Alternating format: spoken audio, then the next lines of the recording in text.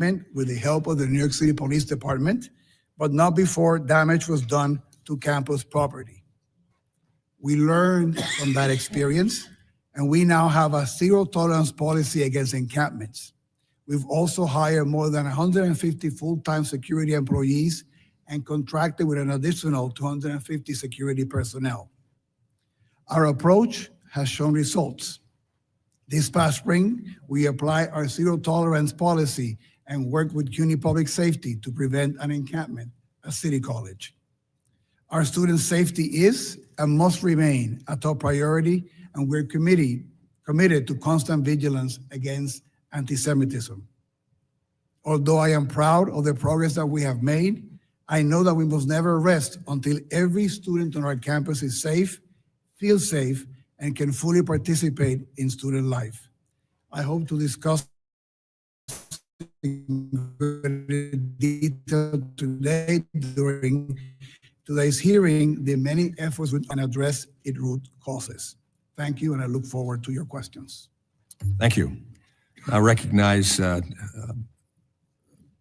Mr. Nozenchuk. Simple to say it that way for your testimony. Good morning, Chairman Wahlberg and Ranking Member Scott. My name is Matt Nozenchuk. I'm a civil rights lawyer with a track record of fighting anti-Semitism in the Obama White House, at the Justice Department Civil Rights Division, and as a former Deputy Assistant Secretary in the Department of Education's Office for Civil Rights. I bring three key messages today. First, anti-Semitism in America and on campuses is real. Responding to it demands actions that are tailored to universities, properly implemented, and adequately resourced. Second, this administration's approach is contradictory and counterproductive. It includes the broad anti-democratic crackdown on foreign students, slashing funds for universities, disregarding the Title VI process, and gutting the office mandated to enforce the law while claiming to champion the fight against anti-Semitism. Third, Congress must fulfill its core responsibilities, meaningful oversight and adequate resources for effective solutions, not political theater that inflames campus climate and ultimately harms the students it claims to protect. My written testimony describes the unacceptable discrimination Jewish students face: social ostracism, verbal harassment, sometimes physical violence. In the classroom, faculty have targeted Jewish students who've responded by dropping classes, concealing their identity, or retreating from campus life. The bottom line is this: no students should be forced to choose between their identity and social acceptance. This includes their connection to a Jewish homeland, whether they express it through Zionism or generally identify as Jewish. When these problems persist, it's natural to demand forceful solutions and accountability. We have robust tools under Title VI. The most effective investigations, OCR launched an unprecedented number following October 7th, result in detailed, monitored resolution agreements obligating schools to take verifiable action. They include, for example, climate surveys, mandatory training, and ensuring all complaints get addressed promptly and effectively. Here's what one campus Hillel director said about change from his campus's agreement. Jewish life has improved remarkably. Jewish students now receive responses to bias incidents within 24 hours. The Hillel Center reported a 40% increase in daily usage. Parents feel confident sending their children there. In short, Jewish life on campus is thriving. These agreements work. That's why OCR used them in anti-Semitism investigations during the first Trump administration. Proper enforcement creates meaningful, positive change. None of that is happening now. This administration boasts it is combating anti-Semitism while systematically dismantling the infrastructure needed to do it.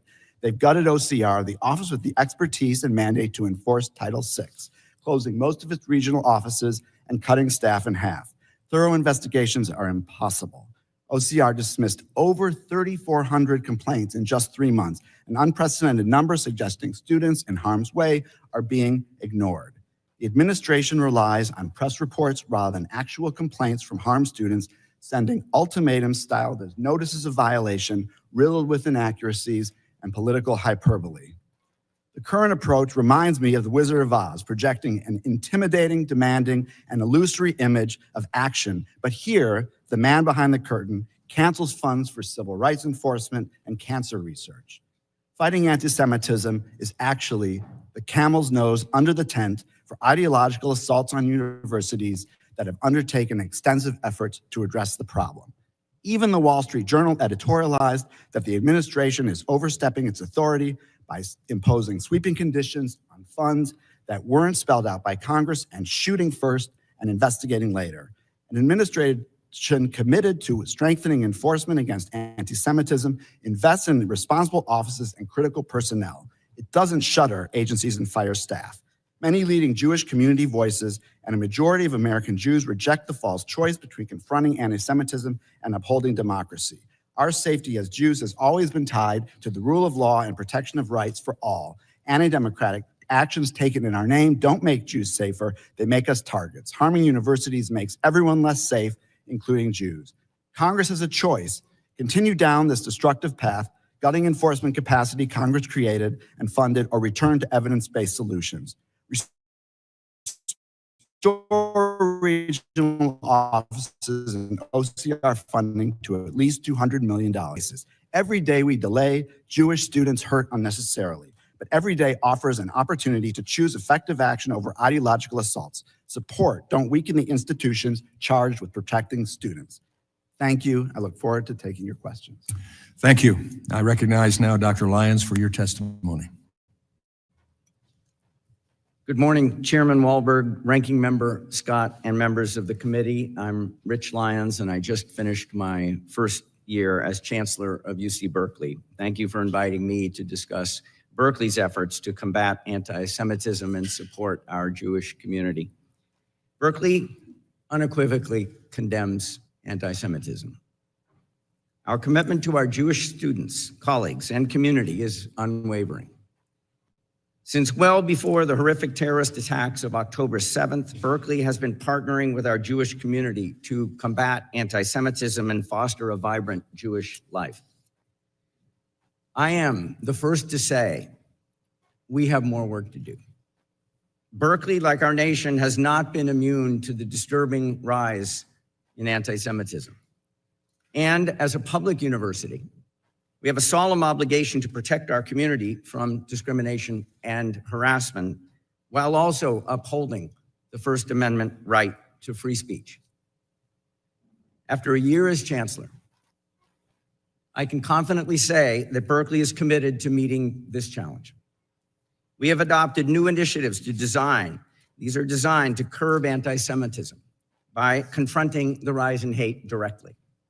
I work in close collaboration with my Chancellor's Advisory Committee on Jewish Life, with the Berkeley Center for Jewish Studies, and our pioneering anti-Semitism education initiative. These programs help us recognize and confront anti-Semitism, support the Jewish community, and navigate the complexity of lawful protest versus harassment. We recently instituted new anti-Semitism training for all incoming students. And we continue to invest in new security and safety measures to strengthen compliance with campus rules. These are just some of our new initiatives. We continue to work with our Jewish community to respond to the ignorance at the heart of this deplorable hatred. I'm proud of Berkeley's long history and vital contributions to our nation's success. Our mission requires that we strive for a campus where all people feel safe and respected. That same mission enables our research to advance the health and well-being and security of the American people. That mission allows Berkeley to lift more students further up the economic ladder than any other university. Our undergraduates create more funded new businesses than any other university in this country. As a public institution, Berkeley has a solemn obligation to protect the quintessential American value of free speech.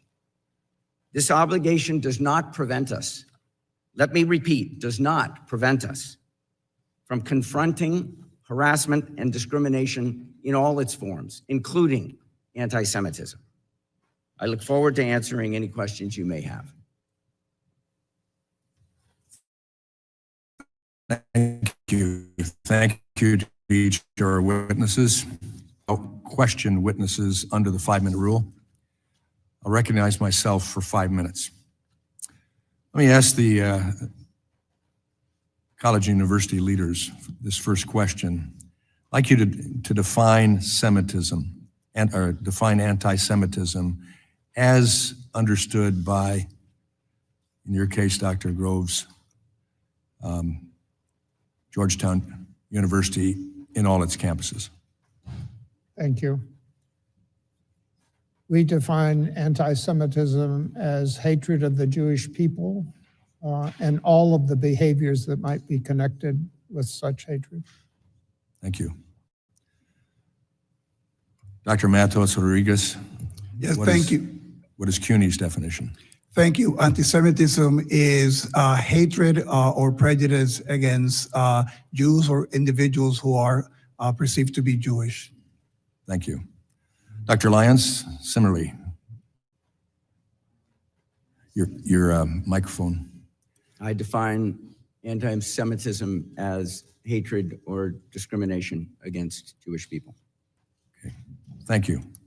Appreciated the fact that each of you were able to quickly define it and simply, at least for your institution as you understand it. Chancellor Matos Rodriguez, does CUNY have an anti-Semitism problem, yes or no? We are not immune from anti-Semitism. It is something that I've been committed to working since 2019. Without objection, I'd like to enter into the record the testimony of dozens of CUNY students who have experienced severe anti-Semitism on campuses. Hearing no objection, they will be entered. How many Jewish students have transferred out of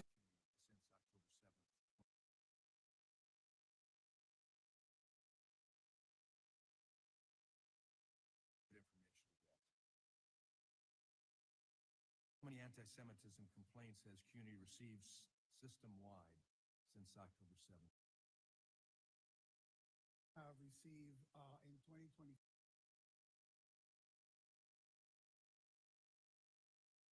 In year 2025, we have 60. How many students has CUNY suspended or expelled for anti-Semitic conduct since October 7th, 2023?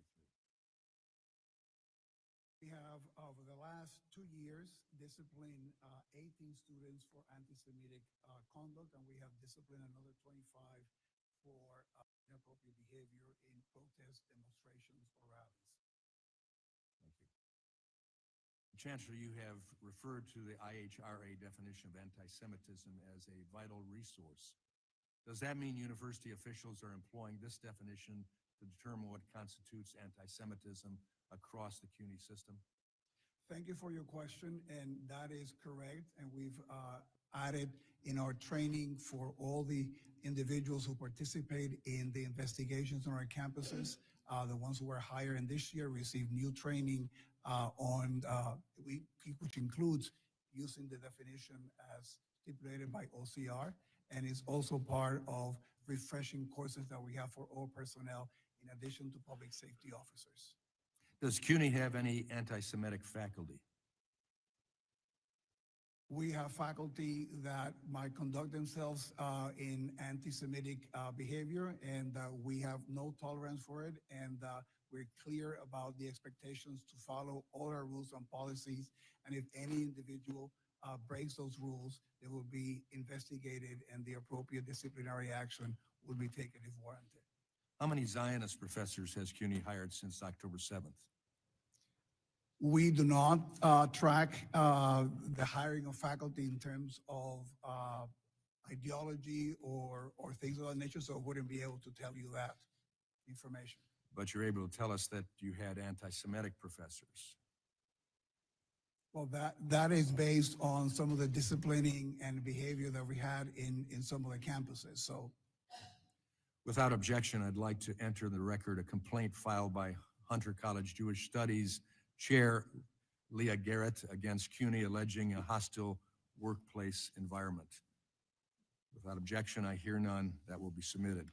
While Dr. Garrett was suffering under CUNY's indifference to anti-Semitism, in February 2025, Hunter College posted a job announcement looking to hire a Palestinian studies professor well-versed in settler colonialism, genocide, and apartheid. As you know, Hunter College was forced to edit this anti-Semitic job description. Did Hunter College still hire people for this position? When that posting was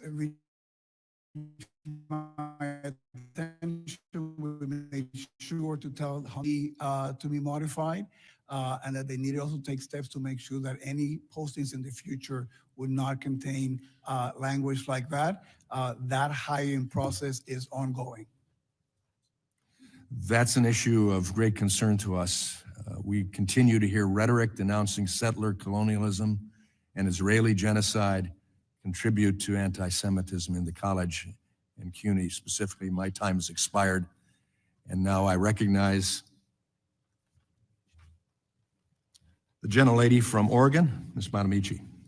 Thank you, Mr. Chairman. Thank you, Ranking Member, and thank you to the witnesses. Since our last hearing on this issue in May, the Jewish community has experienced more devastating losses, including the fatal shooting in Washington, D.C. of 2 Israeli embassy employees and the Molotov cocktail attack on peaceful marchers in Boulder, Colorado. As I have said before in this committee, there has been an undeniable rise in anti-Semitism and hate speech across the country and around the globe. Jewish students and all students deserve to feel safe and be safe on college campuses and everywhere. No one should be afraid of harassment or discrimination because of their faith. And I have said before that if the majority wanted to fight anti-Semitism and protect Jewish students, they should condemn anti-Semitism in their own party and at the highest level of government. They have failed to do so. Multiple White House officials have ties to anti-Semitic extremists. This includes the current liaison to the Department of Homeland Security, the communications director for the Office of Management and Budget, and the press secretary of the Department of Defense, who posted Nazi slogans on her personal social media accounts and promoted the anti-Semitic Great Replacement conspiracy theory. The leader of President Trump's so-called anti-Semitism task force actually talked about revoking Jew cards and shared a post on social media from the former leader of a white supremacist organization that called for the, quote, Nazification of America. Donald Trump has continued to spout anti-Semitic venom, most recently at a rally where he said, no going to the banks and borrowing from, in some cases, a fine banker, and in some cases, Shylocks and bad people. He tried to walk back those statements, saying incredulously that he had never heard the term Shylock used in an anti-Semitic way. Words matter, and the President of the United States should not be using words, especially anti-Semitic tropes, if he does not know what they mean. Have any Republican colleagues here today condemned these acts of anti-Semitism from the President and members of the administration, or called for removal of these individuals from office? No, because that would require real and meaningful commitment to rooting out anti-Semitism from the top down. Instead, my colleagues are weaponizing the real problems of the Jewish community, a community I am an active member of, in furtherance of their attacks on and plans to defund colleges and universities. As members of this committee, we sit with the responsibility of enacting policies that best educate our youth, and this ongoing attack on higher education is shameful. As Mr. Nozenchek so compellingly testified, combating the rise of anti-Semitism on college campuses requires investing in the Office for Civil Rights, an agency dedicated to investigating and resolving civil rights violations, including anti-Semitic incidences at schools and universities. But instead of supporting that office, Secretary McMahon has already fired about half of OCR's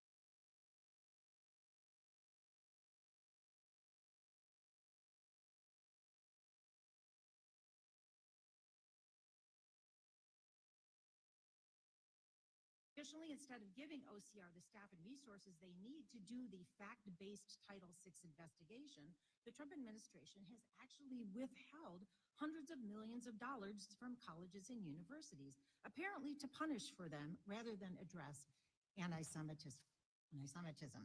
But this kind of imposition of collective punishment hurts all students, including Jewish students, because it will lead to fewer academic options and higher tuition. I wonder if that isn't the point. As I have said before and will continue to repeat, I am a member of the Congressional Jewish Caucus. I'm a mother who raised her children in a Jewish home. I'm an active member of my synagogue. I am extremely disappointed in the majority for exploiting my community's legitimate fears and concerns as they advance discriminatory, regressive, unconstitutional, and harmful policy. Jewish Americans and the American people deserve better. I yield back. Gentlelady's time has expired. Now recognize the Chairwoman Emeritus of this committee, Representative Fox. Thank you very much, Mr. Chairman, and I thank our witnesses for being here today. And I will ask you when it's appropriate, I'd like a yes or no answer. Dr. Matos Rodriguez, CUNY's Faculty and Staff Union, the Professional Staff Congress, or PSC, has passed multiple resolutions that support the anti-Semitic BDS movement. Do you support forcing Jewish faculty and staff to be represented by a union that endorses BDS? Yes or no? Thank you. I have repudiated BDS and have said that there's no place for BDS at the City University of New York. So you didn't give me an answer, yes or no. So I have to assume it's no. Yes, excuse me. In 2021, the EEOC substantiated a claim by a Jewish CUNY professor that the PSC discriminated against him and other Jewish professors because of their religion. What disciplinary action did you take against those responsible? Yeah, I am that case of the EEOC. We thought it was entirely inappropriate to discriminate against any member of our community, and that was a matter taken by the EEOC. And so no disciplinary action. You didn't state a disciplinary action. Not to my knowledge. Does the PSC have an anti-Semitism problem? Yes or no? The PSC does not speak for the City University of New York. We've been clear on our commitment against anti-Semitism and against BDS. So the president of the PSC personally supports BDS. Do you view this as problematic? And the PSC does not speak for the City University of New York. My understanding also that the last vote that they took, they So you rejected. obviously don't think it's problematic. Thank you. Dr. Groves, after the U.S. Successfully struck Iran's nuclear infrastructure, one of the professors at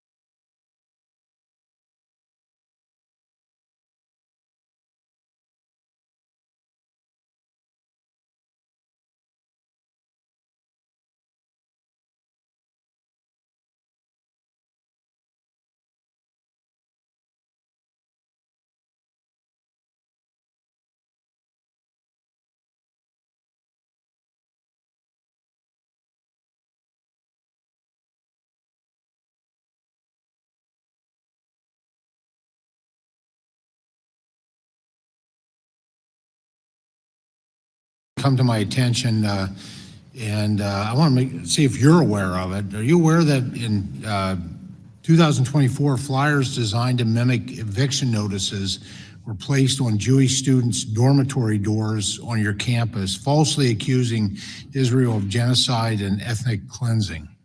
I am aware of that. This was during move-in weekend for our new students. We acted on that immediately, removed the eviction notices with a assembly of staff around, identified the perpetrator of this, and discipline was done for him. Very good. So obviously this violates the Georgetown policy. This was abhorrent. And for the students who saw this and were hurt by this, we apologize as a university. This is intolerable at Georgetown. We cannot have this sort of behavior. Well, thank you for taking that action, and thank you for taking the disciplinary action. Incredibly important.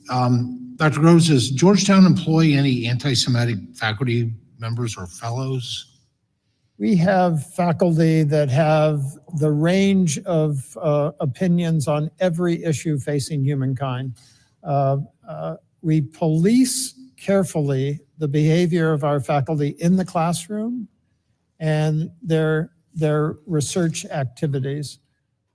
They are free, as all residents of the United States, to have speech in the public domain. And yeah, I wanted to point out one in particular, one to start with anyone. Imad Shaheen, a senior fellow at Georgetown Center for Muslim Christian Understanding, which I find interesting, Muslim Christian Understanding, and he applauded the terrorist attack on October 7th, stating it would, quote, bring about this change that we long for. Does Shaheen's description of the October 7th terrorist attack, the quote, change that we long for, end quote, violate your university's harassment and discrimination policies? That was an abhorrent tweet that was sent out. That is not the Georgetown policy.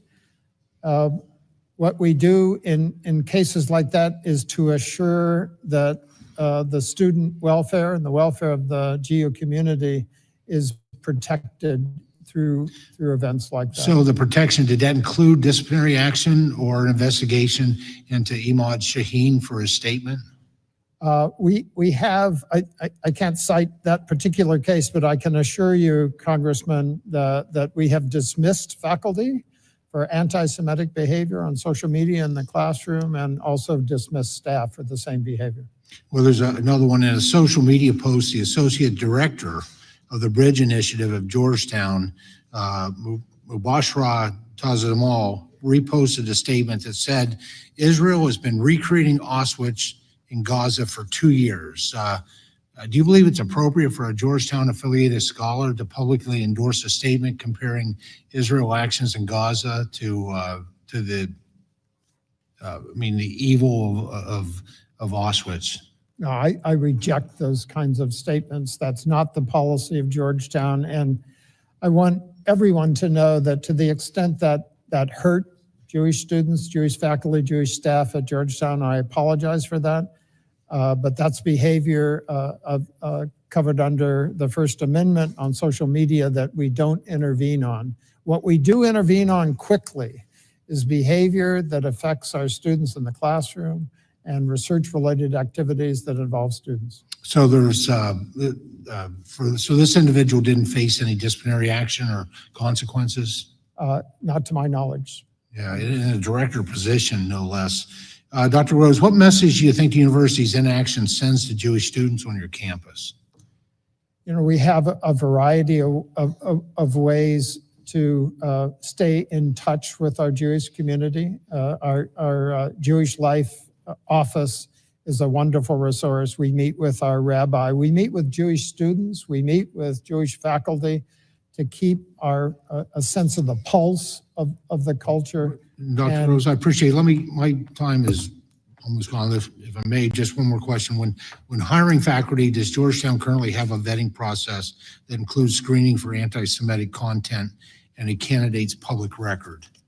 Not at this time, Congressman. Thank you. Thank the gentleman. Time has expired, and now recognize the gentlelady from North Carolina, Ms. Adams. Thank you, Mr. Chairman, and thank you to the witnesses for being here today. Let me start with something that shouldn't need to be said, but it must be said clearly.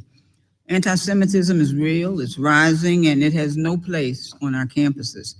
We have a responsibility to make sure that every student, Jewish, Muslim, Black, brown, or otherwise, feels safe and respected where they live and where they learn. And that means calling out hate when we see it.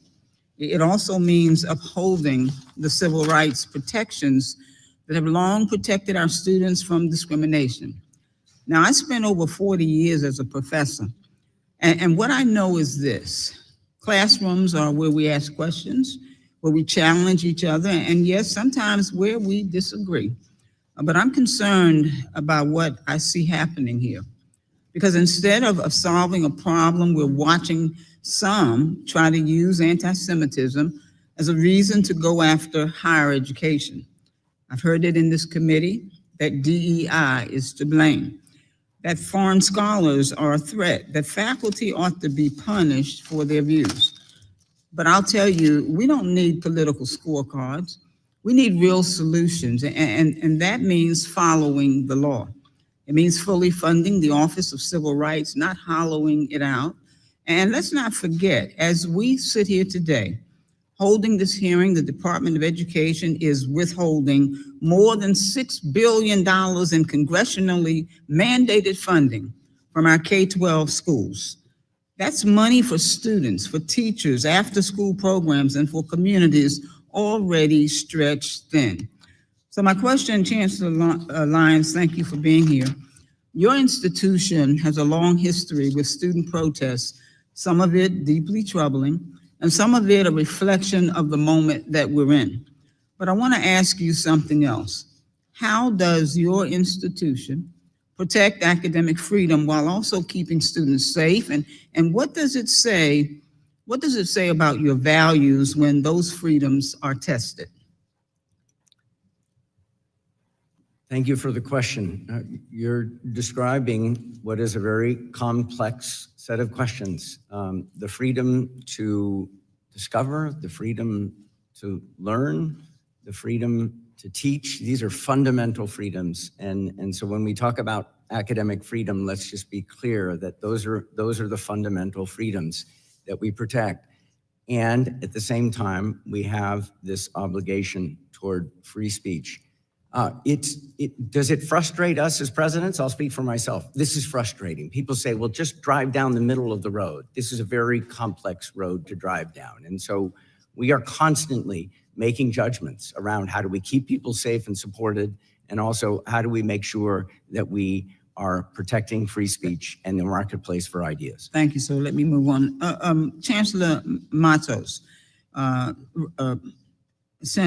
Chancellor Matos Rodriguez, thank you as well. CUNY is a large and complex system, 26 campuses across 5 boroughs. That's no easy task. So let me ask you first, have some of the protests we've seen involved people from outside the CUNY community?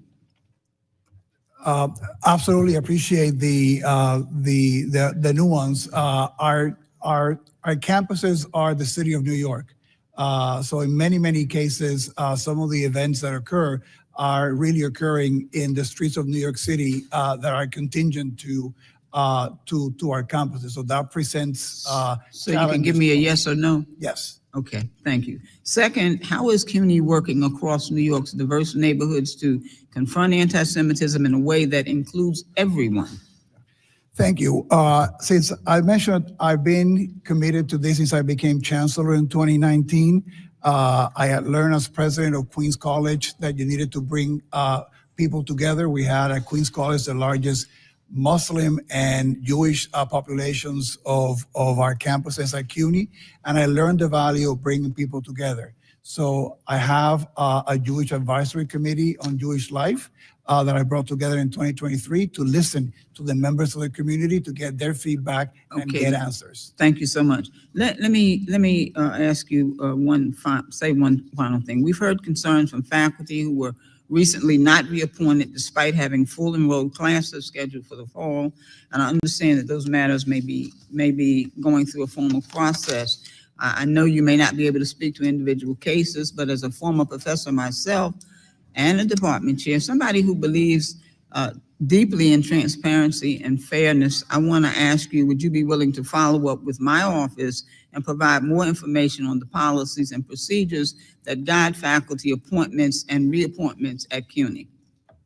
I appreciate the question. We're here to answer all the questions and cooperate fully with the committee. Okay, thank you, sir. I think my time is up, Mr. Chairman. I yield back. I thank the gentlelady. Now I recognize the gentlelady from New York, Ms. Stefanik. Thank you. I want to begin by discussing the heinous scourge of anti-Semitism on your watch as chancellor at CUNY.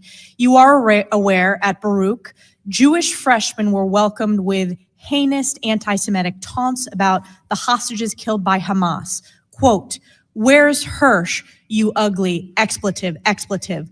Go bring them home," end quote. Quote, "You ain't going home tonight. Go back to Brooklyn. All Zionists are terrorists," end quote. Are you aware of those anti-Semitic harassment slurs? Those are deplorable statements, and if they were associated with the event at Baruch, an investigation was done and students were disciplined. And was that students were disciplined in both of those cases? At Hunter, Jewish students were forced to enter the main university building under a swastika for hours. Is that correct? My understanding of that is that the swastika was placed outside, and we have a custom of erasing all such deplorable symbols. In that particular case, there was a delay because it had to be referred to the NYPD for the anti-hate investigation. Let me remind you of this particular case because that's not according to your own staff. In fact, the Hunter College Director of Jewish Studies emailed university leadership requesting that the swastika be taken down. And instead, this was the response for everyone to see. Apologies, but it is not that simple. Is that the position of CUNY? It is entirely unacceptable that. And was this administrator disciplined who emailed? Again, in that particular case, we were working with the. New No, York City Police was this Department. administrator disciplined for sending this response? Any case that we have will investigate and the appropriate action will be taken. So what was the appropriate action taken against this administrator in this case? In this case, as I mentioned to you, we are working with the New York City Police Department. So no disciplinary action has been taken by CUNY? Is that Again, correct? we will investigate any action. So an investigation, but no actual action, like so many of these failed university presidents.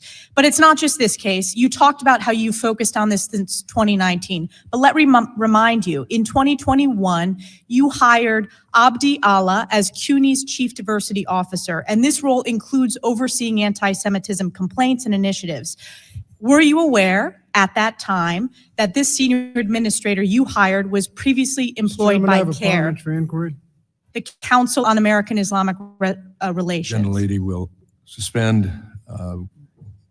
My time, can what you is hold the the- time? It was 2:25. We'll hold the time. Does the committee have a policy on publicizing people's personal emails? This is a university administrator's email. Email addresses? No, we don't have a policy, I'm told, on that. And again, this is at the university. This is a university email, a public university in the state of New York. Following up at 2:25, which my time is, I'm referencing the CUNY Chief Diversity Officer, who you hired in 2021. They were previously employed by CARE, the Council on American Islamic Relations. Is that correct? So she was hired to be the Chief Diversity Officer at the central office with no responsibility over cases that have to deal with students or faculty. But yet you were aware that she was previously employed by CARE. Again, I was not directly responsible for that. Even though she was hire. the senior Chief Diversity Officer? As I mentioned to you, I was not directly responsible for that hire. So is it okay, from your perspective, obviously it is, to have a former employee of CARE? Let me remind you, CARE was a co-conspirator in a terrorist financing case and has ties to Hamas, a designated terrorist organization. Is she currently still employed by CUNY? She is. There you go. So no action, just words here today. Even further, and by the way, her salary is paid for by the New York taxpayers, correct? We have the expectations of total professionalism and compliance with all the rules and policies of CUNY. Any employee that breaks our policies or our rules will be investigated. But it obviously Action doesn't will be break taken. CUNY's rules to have a senior employee who was previously employed by a terrorist-affiliated organization. That is unacceptable to New York taxpayers. It is unacceptable to American taxpayers. But it's not just that. Are you familiar with CUNY Clear? This is the clinical arm of CUNY School of Law. CUNY Clear, I'm not familiar with them. Well, I will remind you, the CUNY Clear founder and professor is the head of Mahmoud Khalil's Legal Defense Fund. Are you aware of that? No. Does it concern you that New York taxpayers are paying the salary for the legal defense fund of Mahmoud Khalil? And I'll remind you who Mahmoud Khalil is. This is the chief pro-Hamas agitator that led to the anti-Semitic encampments at Columbia, the rioting and violent takeover of Hamilton Hall, the harassment and physical assault of Jewish students. And we do not condone any kind of anti-Semitism. But you in our allow campuses. the head of the clinical legal organization and a professor to be the chief legal aid to Mahmoud Khalil and do his legal defense fund. Those decisions are made in the clinics, are made in the individual campuses. It goes up to you. You are the chancellor. Those decisions are made. So you take no responsibility. I take responsibility for any behavior of our faculty. So and is this staff acceptable? that Is this anti-Semitic. acceptable?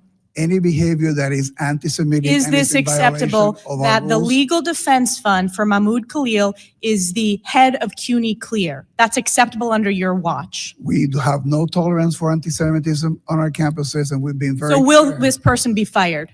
Anybody that breaks our rules and our policies, there'll be an investigation, we'll investigate, and if there's any disciplinary action to be taken, we'll take it. Let me make a prediction. No disciplinary action. This individual is not going to be fired because it's all words, no action. You have failed the people of New York. You have failed Jewish students in New York State, and it is a disgrace. I yield Thank back. the gentlelady. The gentlelady's time has expired. I recognize gentleman from California, Mr. Dissonier. Thank you. Chancellor, you want to have a few moments of my time to respond to that outrageous attack by my colleague? Again, thank you for the opportunity. I just want to make clear that the rules of the City University of New York apply to all our students, faculty, and staff. Anybody who behaves in any way that it is anti-Semitic, that sponsors violence against members of the Jewish community or any community, discriminate, harass, will be investigated and held accountable based on our rules. That it's clear, it's our commitment. I have been engaged in fighting anti-Semitism as chancellor since I became the chancellor in 2019. Have been working very closely with many of our Jewish stakeholder organizations, led a delegation of presidents and deans to Israel back in 2019 to encourage our ties with universities in Israel and cultural institutions and artistic institutions in Israel. We have made very clear our time and place and manner policies on our campuses to make sure that individuals can exercise their right. Thank you, Chancellor. Appreciate it. I want to save a little bit of my time, but I appreciate it. Mr. Chairman, I ask unanimous consent to enter into the record a letter from Jewish faculty at the University of California supporting the actions of the administration against anti-Semitism. Without objection and hearing none, it will be entered. Thank you. I want to thank all the witnesses here.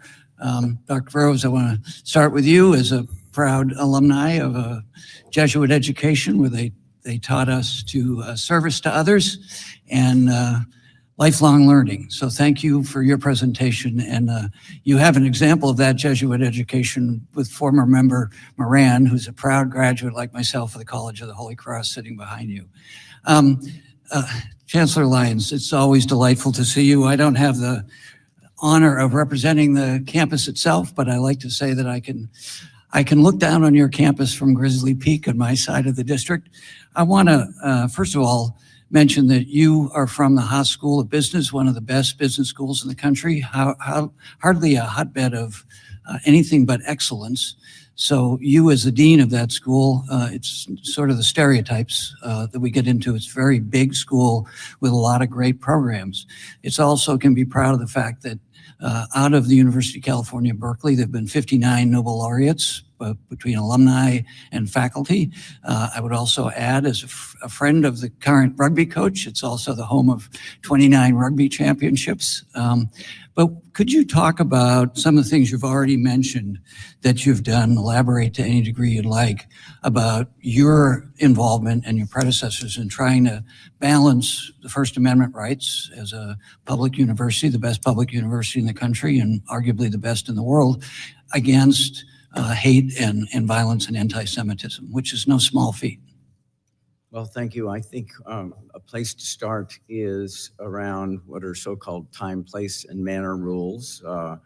We encourage the expression of free speech on the Berkeley campus. That's an important part of a vibrant campus. It's an important part of a vibrant society. At the beginning, so I've been in my role for a year now, and we were very, very clear at the beginning of the year, across the whole UC system, I should say, certainly at Berkeley, tents are not allowed. Tents are not part of an expression of free speech. Were we tested? We were tested. We took them down immediately. There's a gate on the campus called Sather Gate. It's right in the middle. It got partially blocked in some of the times before I became chancellor. One of the no tolerance rules, we communicated it clearly, is no blocking the gate and any part of the gate. There was a sukkah that got erected in front of the gate. We took it down effectively immediately. So anyways, part of the time, place, and manner rules, that's not just something to counter anti-Semitism. Those time, place, and manner rules need to be content neutral, and they are. But we need to communicate what the standards are, while at the same time making sure students know that expressing your views consistent with the First Amendment is something that Berkeley doesn't just condone, it actually encourages it.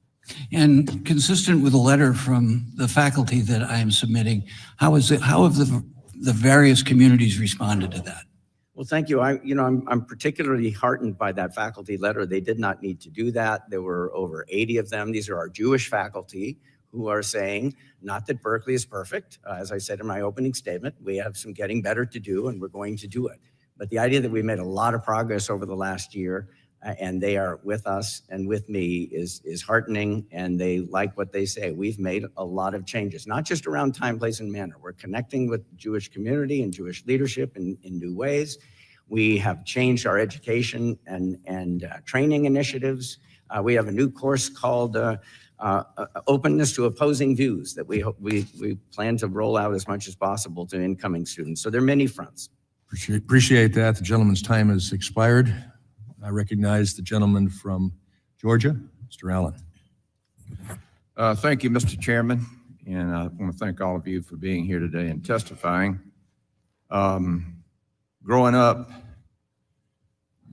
my parents basically ingrained in me the biblical definition of free speech. And that was, my mother always said, if you can't say something nice about somebody or your country, don't say anything at all. AI says in a biblical context, free speech is not an absolute, unrestricted right. Instead, it is a freedom that comes with responsibilities and limitations. While the Bible emphasizes the importance of speaking truth and building others up, it also highlights the need for restraint, graciousness, and love in communication. Wouldn't this place be a better place if we could all behave like that? Isn't that amazing? So, I got to ask some hard questions. Dr. Groves, are you familiar with Francesca Albanese?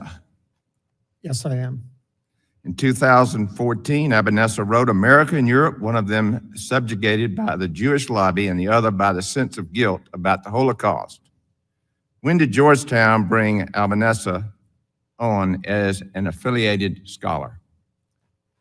I think she came in 2015 roughly, but she only gave a few lectures. She is not on the payroll of Georgetown and never was, Congressman.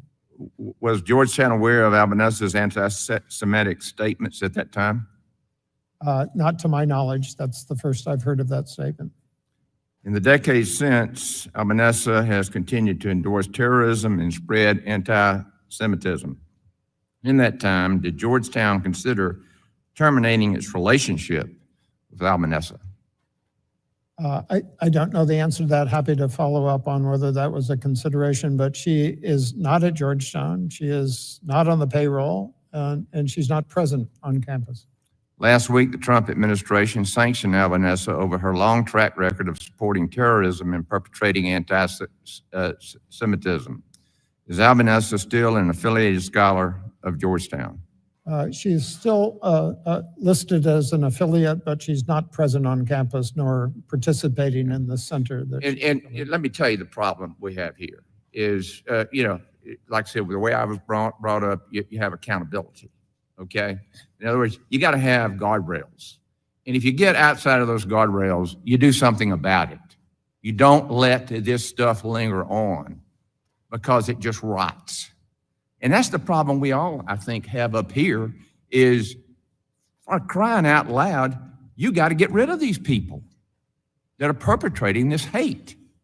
A question here, last April, the violent encampment at Columbia filled headlines, City College of New York. This encampment caused $3 million worth of damage. For example, how many CUNY staff, students, staff, and faculty were involved in the encampment? Do we know? So we ended up disciplining 7 individuals in that encampment who ended up breaking into one of the buildings. Well, I mean, were they put in prison? Have they been indicted? Have they gone before a jury of their peers for their crimes?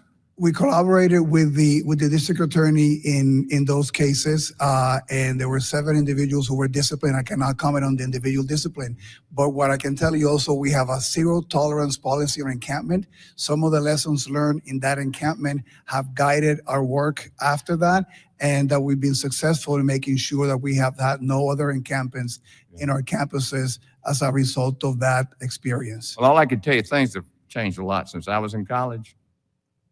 Well, I went to college, they didn't put up with this stuff. And you knew it, and that's why you stayed within those guardrails. Of course, that's the way it was in high school and middle school as well.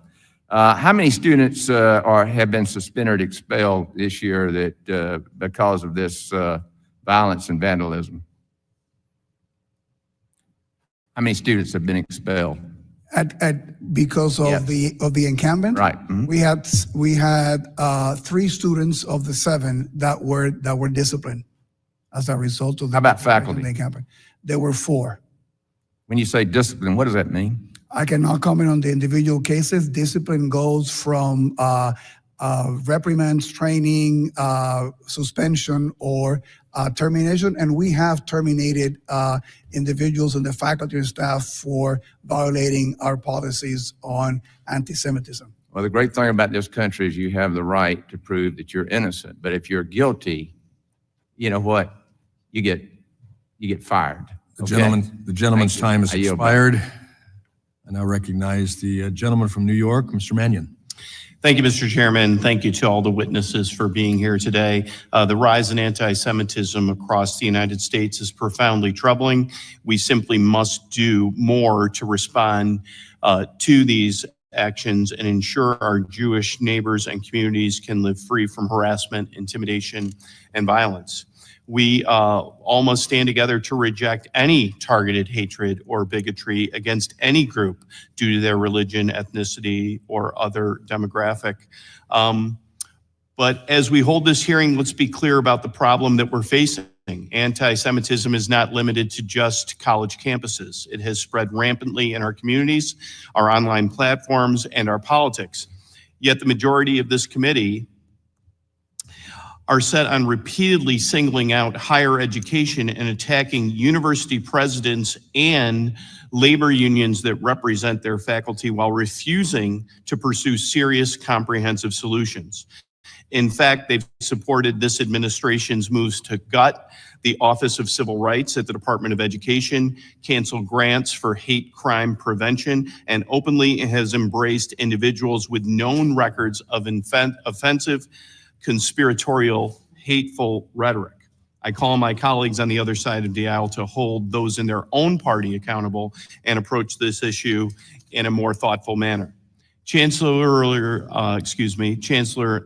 Matos Rodriguez, given the importance of combating anti-Semitism in our state, I'd like to give you an opportunity to elaborate on CUNY's efforts. Your testimony describes the independent investigation that was commissioned and the resulting report, which included a set of recommendations. What steps is the CUNY system currently taking to implement those recommendations?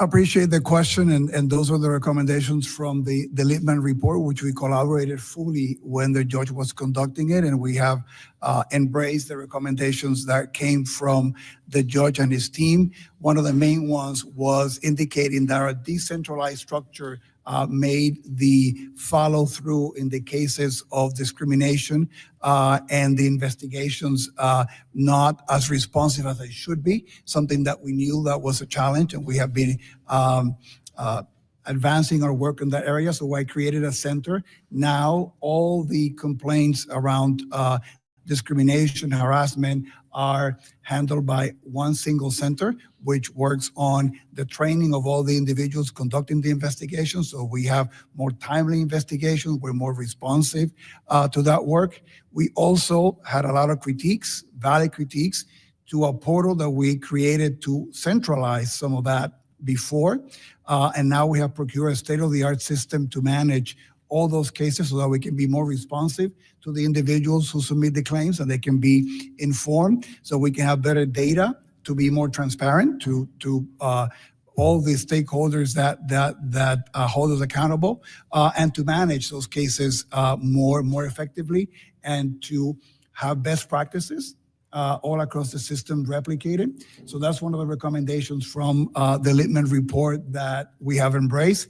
The Littman report also asks us to invest more in bridge building and giving tools to our faculty, students, and staff to navigate difficult conversations and issues.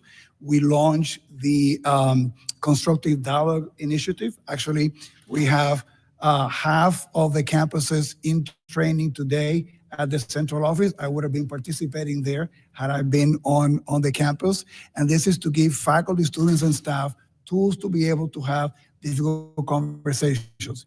We do not want people shying away from difficult conversations.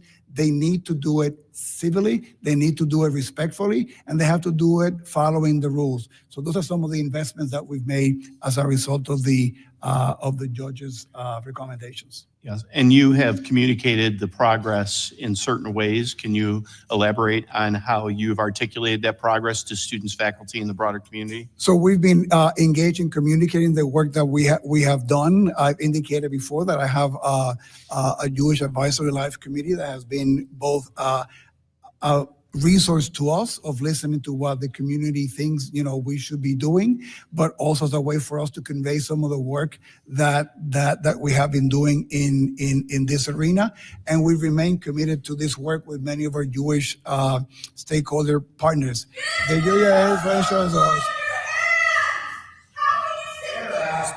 Suspend the lady.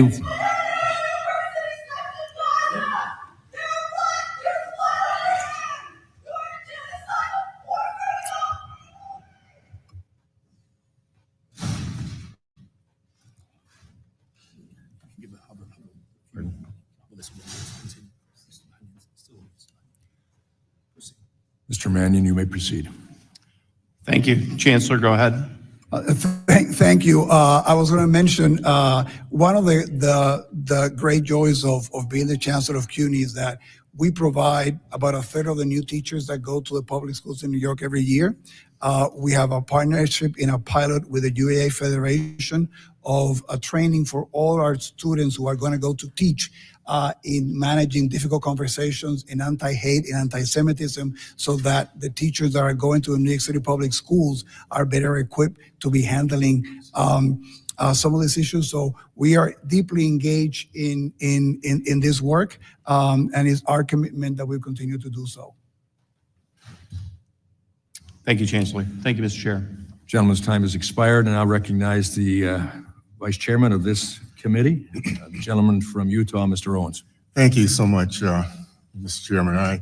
I would say that start off that little outburst we saw a minute ago is exactly why we're having these hearings. The genesis of this anti-Semitism, this hatred that we're seeing across our country is coming from our universities.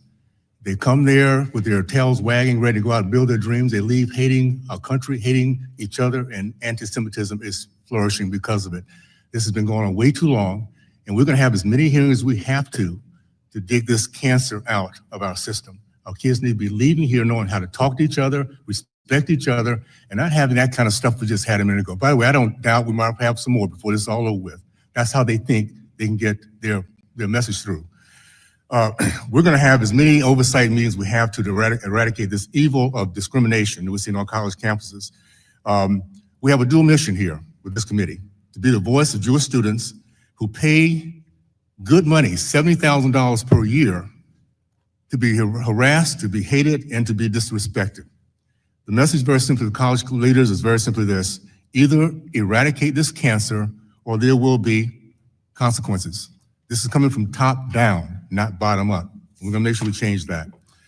There's been a lot of debate over what constitutes anti-Semitism. I just want to ask real quickly for the leaders here, the college leaders, yes or no? In denying the Jewish people their rights to self-determination, is that anti-Semitism? Yes or no? Start with. Yes. Yes. Is celebrating violence against Jews with phrases like globalize the empata, anti-Semitism, yes or no? As a threat, absolutely, Congressman. And any call to violence against Jewish members of our community is anti-Semitic and against our policies. If it's an incitement to violence, yes, it is. And I agree with your comments. Unfortunately, it's been so normalized, nobody seems to be held accountable for it when this stuff happens, by the way. Just want to make that point.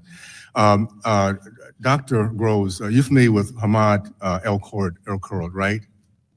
No, I don't know that name. Mohammed El-Kurd? No. Okay. He's an activist that has been spending a lot of time on your campus. He says Israelis harvest organs of the martyred and they have an unquenchable thirst for Palestinian blood. He's also said that the Jewish people control the media in which every single Zionist to Paris. Would this be considered anti-Semitism?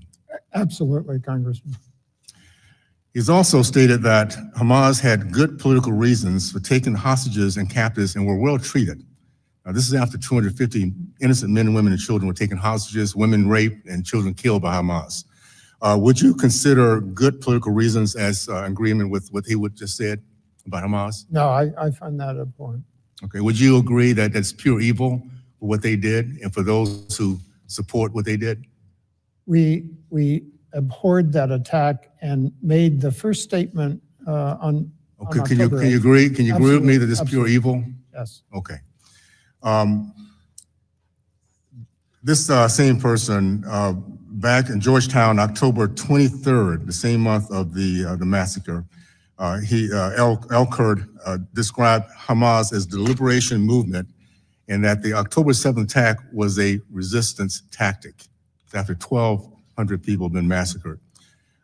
Any idea how many times Georgetown students and faculty have invited Mohammed El-Kurd to speak in the last 3 years at Georgetown? I'm not aware of how many Okay, times. No. 4 times. The last one was February 16th of this year. In partnership, Georgetown University, in partnership with the Georgetown faculty and staff for justice in Palestine, invited him to pump his books, to launch his book tour. You and I came through the same era, the 50s and 60s, Dr. Crow. So I would imagine, I know how you're going to answer this, I think. Would you allow a member of the KKK who wished the deaths of Black Americans to speak at Georgetown? No, but we endeavor to have speakers from many different sides to give So, our students. so KKK member in today's environment, you would invite, you'll give him. No, I don't think we would. We do want to have our. This is very students specific. exposed to This is different- very, yeah, this is a hate. You come on, you know, remember what the KKK used to do to Black people, right? Yes. Okay, so would you give him the platform to do that?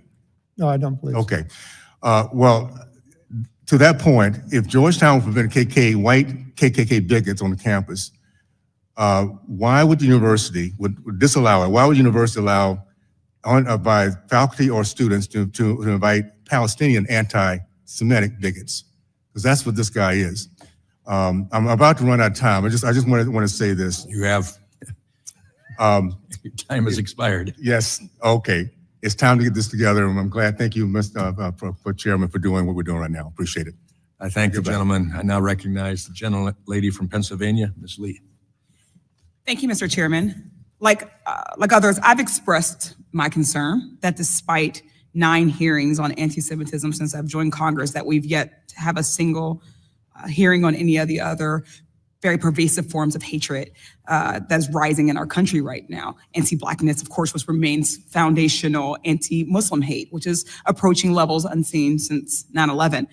We can't pretend that these are not pressing when a member of this committee who is Black and Muslim is being called a terrorist by another member of this committee. Still, I was encouraged that today's hearing was planning to focus on the underlying causes of anti-Semitism and hate, something the previous 8 have, quite frankly, failed to do in earnest, because we do need to address the underlying factors if college students and any of us ever hope to live in a peaceful and a safe society. Instead, it was made immediately clear, unsurprisingly, that this is yet another hearing to demonize Muslims and their religion, to demonize Palestinians, including those in Gaza who have undeniably faced unspeakable harms, a humanitarian crisis, and human rights crisis, and particularly the young students, activists, and faculty who are determined to stand up against human rights violations. This is particularly another public opportunity for Republicans to pit Jewish Americans against Muslim Americans, Muslim against Christian, Black against white, to reinforce the actual underlying factors of hate, which are real systemic harms of white supremacy, and its reinforcement at its highest levels of government.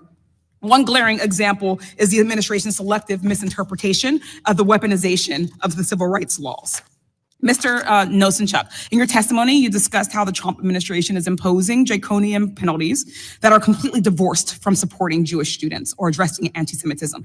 Briefly, how is this administration's assessment of civil rights violations undermining meaningful oversight of campus safety efforts that would support students? Thank you for the question, Congresswoman. As I said in my testimony, there is a proven way to address civil rights violations. Congress, this body, charged the Office for Civil Rights with enforcing Title VI of the Civil Rights Act and ensuring that all students have an opportunity to access their education free from discrimination. So when we would conduct an investigation and reach a resolution agreement, it would result in a whole series of steps, that many of which my fellow panelists here have discussed, to address the anti-Semitism that has occurred and to change the campus climate so that anti-Semitism doesn't exist. In addition, when investigations are conducted, it's not like there's only one type of discrimination that's occurring. Often when an investigation is conducted and there's evidence of, say, anti-Black discrimination, we might also have found evidence of anti-Semitic discrimination and expanded the investigation to encompass that. We had that flexibility. Imposing a $900 million penalty on a university is not going to prompt university presidents sitting here to think about how they're going to address anti-Semitism. They're going to think about how are they going to fill this huge hole in their budget that's just been created by a penalty that has nothing to do with the discriminatory conduct that has actually occurred. Thank you. I mean, and I want to also be clear, like that we don't allow ourselves to be lost in rhetoric. This administration's attack on colleges isn't just about campus safety. I argue it's not about it at all. It's about suppressing education. The point of college, we've talked about, is for students to expand their worldviews, develop critical thinking skills, make them less susceptible to disinformation, and navigate how to stand up for what's right and important to them. Against things that they disagree with, which might include authoritarianism. That's why this administration is doing everything and beyond in its power to dismantle higher education, censor dissent, freezing funding, forcing university presidents to resign, threatening to remove accreditation, banning entire offices and departments, and revoking students' visas, disappearing students, eroding student loan programs, gutting civil rights resources, and of course, as it was mentioned at the outset of this hearing, putting an end to diversity, equity, and inclusion and accessibility, the boogeyman of MAGA Republicans who are determined to sow hate and division instead of equity and inclusion. But at the same time as their crusade against diversity, the Trump administration and Republicans have said that colleges must hire more conservative faculty to increase viewpoint diversity on campuses, while calling for disciplinary action against professors who believe they disagree with. Really very quickly, Mr. Nosenchuk, do you think it's appropriate for colleges to make hiring disciplinary decisions based on pressure from whatever party happens to be in Congress or in charge? Just a yes or no? No. Thank you. These attacks on colleges are not solving the real problem. So make mistakes. This is yet another opportunity to exploit legitimate concerns of anti-Semitism on college campuses to further their attacks on the institutions of learning. I think that it's incredibly clear hearing the opening testimonies and statements and the testimony that we will continue to hear throughout the day. I hope that you will consider that. Thank you, and I yield back. I thank the gentlelady. Now I recognize the gentleman from California, Mr. Kiley.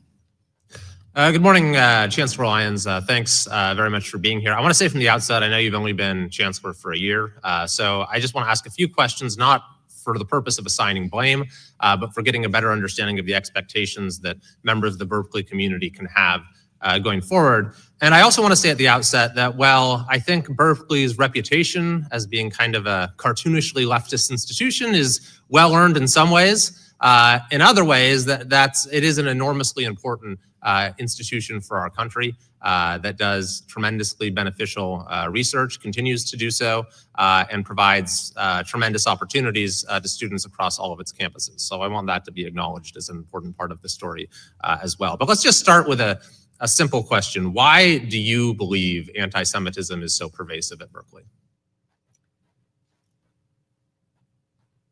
Anti-Semitism is pervasive in the world. It's pervasive in this nation, in society. I think our universities are reflections of our societies, especially a large public university. But I think we'd agree that universities have been where the problem is probably most visible, and institutions like Berkeley, among a handful of others, have been the worst offenders in a sense. Why do you think that is? Well, have they been where it's most visible? I think, I'm not sure that it's where they're most present, but I think part of what we do see in universities is there is a freedom to express one's views, even if there's some learning that needs to happen through that process. And I think that's a healthy part of what universities do. So students do express their views. You know, if 200 students express their views on our main plaza called Sproul Plaza, that's 1/5 of 1%. I guess, why does it exist at all? I mean, we're talking about not something like littering on campus. You know, this is the world's most retrograde prejudice. It's the prejudice at the heart of the worst crime in human history. Why does this exist at all on your campus? Have you thought about that? What the explanation might be? Well, I think we have to come back to anyone's use of the word anti-Semitism. I mean, if somebody is expressing pro-Palestinian beliefs, that's not necessarily anti-Semitism. So you've acknowledged that there is an anti-Semitism problem that predates October 7th, and there's been a disturbing rise. So I'm asking why. Why do you think that is? I did agree to that. I believe that part of it has to do with geopolitical events and a war in Gaza. Okay, I mean, I'm not sure that's a full explanation, but I do want to move on to a couple other topics. So there were some incidents that were deeply disturbing on your campus, such as a checkpoint at Sather Gate, where Jewish students, their movement was impeded. Would you agree, and I'm not asking you to comment on individual cases, but that going forward, a student or faculty member who physically obstructs the movement of someone on the basis of their race, ethnicity, nationality, religion, that is just an automatically expellable or fireable offense? Going forward, we have a very clear no tolerance rule for blocking, say, their gate for any reason. And I will enforce it, and we have enforced it. I mentioned that in an earlier comment. But if someone does this specifically against a Jewish student or for someone, any other form of identity, I mean, what should the expectation be for what that student's or faculty member's punishment will be? I think there are some things, if someone's convicted of murder, you'd say automatically expellable offense, I'm sure, right? So what's the punishment here? Well, it's an important question. As we in most universities implemented more sharply defined time, place, and manner rules, we also have to think about how are we going to enforce those rules, usually with some kind of what we call tiered response. So the question is this a first offense? Is it a 20th offense? Was it, how extreme was it? So I mean, I've given you a very specific example, though. I don't know if it matters to me whether that's the first or 20th offense. If you're physically stopping someone from getting onto their campus because of who they are, that person should be expelled, shouldn't they? Well, part of it is, were they physically restricting people that were from a different identity group at the same time? There's just a lot of context and facts before somebody could say we need to jump to the point where somebody's getting expelled, and we investigate those. We're very rigorous about our investigations. Yeah, what about the encampment? So we know that your predecessor reached a deal with the encampment organizers, and part of which was to endow this department that's now headed by the wannabe terrorist Magdisi.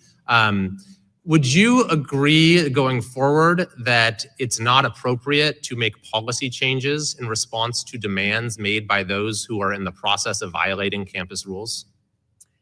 I can't second guess my predecessor. The facts and circumstances under which she was leading us at the time, really, I was not in the role as you've pointed out.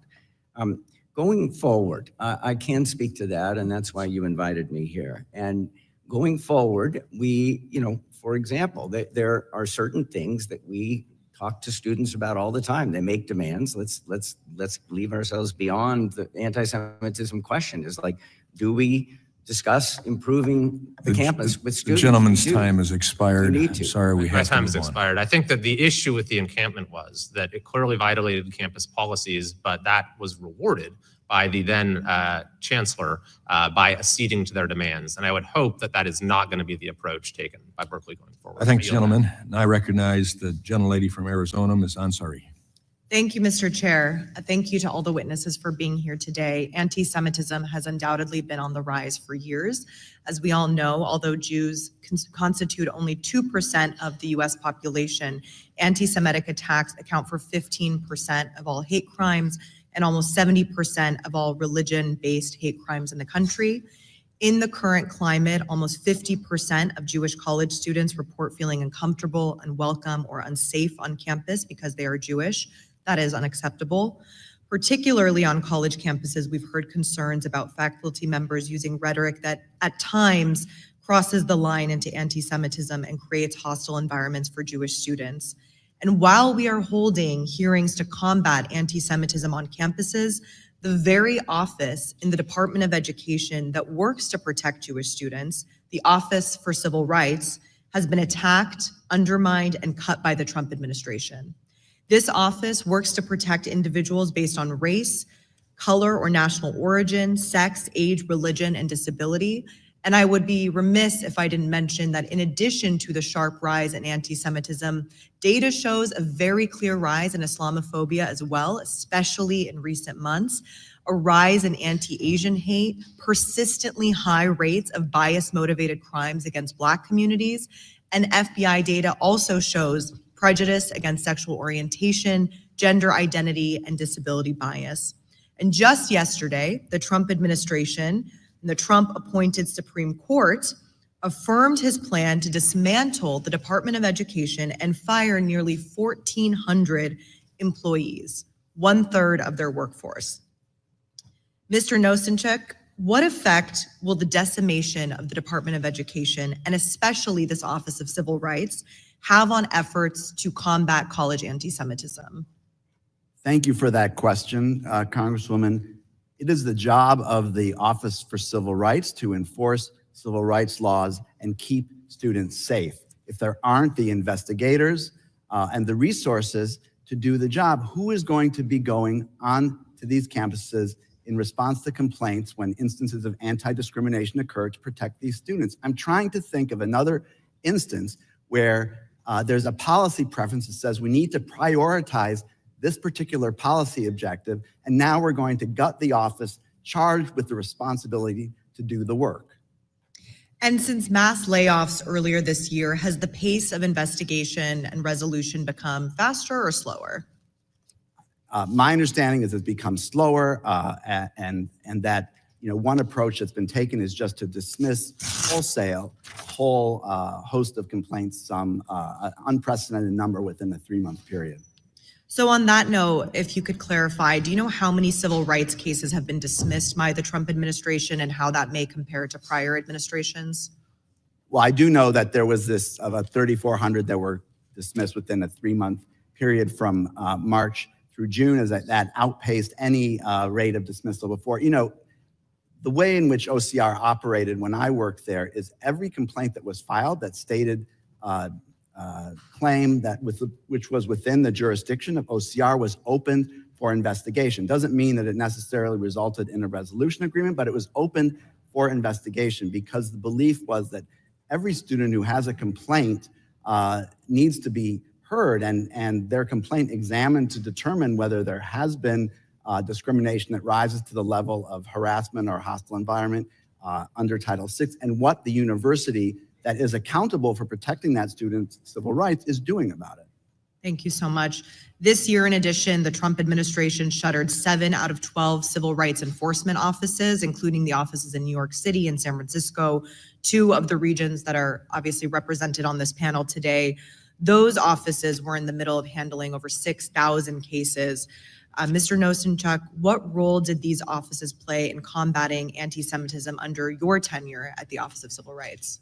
Thanks for that question. They played a very significant role. The offices that were shuttered were some of the most effective offices within OCR. I don't think, frankly, that that's a coincidence, and it happened that a number of those offices were the ones where a significant majority of the unprecedented number of anti-Semitism related investigations that we opened were being handled, and there was tremendous expertise. If you added it up, I imagine it would be decades or centuries of expertise if you added all the years of all the investigators who worked in these offices and really were deeply committed and are now shattered by the fact that they've lost their jobs and seen the office that they were dedicated to be basically eviscerated. Thank you. This administration has been weaponizing the rise of anti-Semitism in their war against higher education. If they were serious about protecting Jewish students and educators, they would be providing more funding and more staff for the Office of Civil Rights. Thank you. Thank the gentlelady. Her time has expired, and I recognize the gentleman from Missouri, Mr. Under. Thank you, Mr. Chairman, and thanks to all the witnesses for being here today.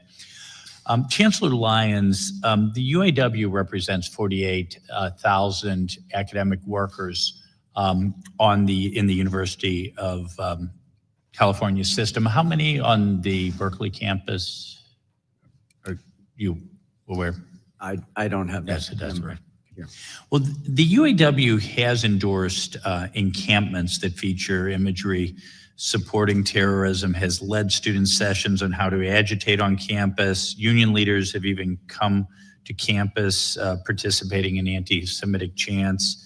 The microbiology grad student filed a lawsuit, Yanov versus UAW 4811, alleging that the union's activity contributed to a hostile work environment and violation of Title VII and the California Fair Employment Act. In your opinion, does the UAW contribute to anti-Semitism on the University of California, Berkeley campus or in the system? It would be inappropriate for me to speak to a case that is clearly in litigation, so I won't do that. I think it's also important to understand that unions are independent organizations, right? We don't control them, they don't control us. So it's not something that we have any direct control over. Okay. Now, here is an area where the union does seek to interact with Berkeley. The UC UAW strongly supports BDS, boycott, divest, and sanction, and is looking to impose it on the U of California system. In January and April of 2024, the UAW passed resolutions to that effect.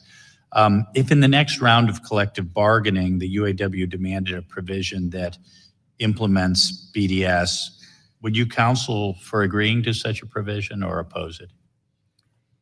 It is the stated policy of the University of California that we do not boycott countries.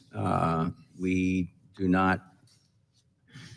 have specific rules for when divestment can be considered, and we're very systematic about how we apply those rules. I can speak for myself personally. I would oppose it. Thank you. And it's been reported that the UC UAW prepared a list of members of the UC Board of Regents with Jewish or Israeli ties and targeted them for investigation. What if UAW proposed a provision under which Berkeley and other University of California schools would disclose to the union any grants, donors, programs, or professors with ties to Israel?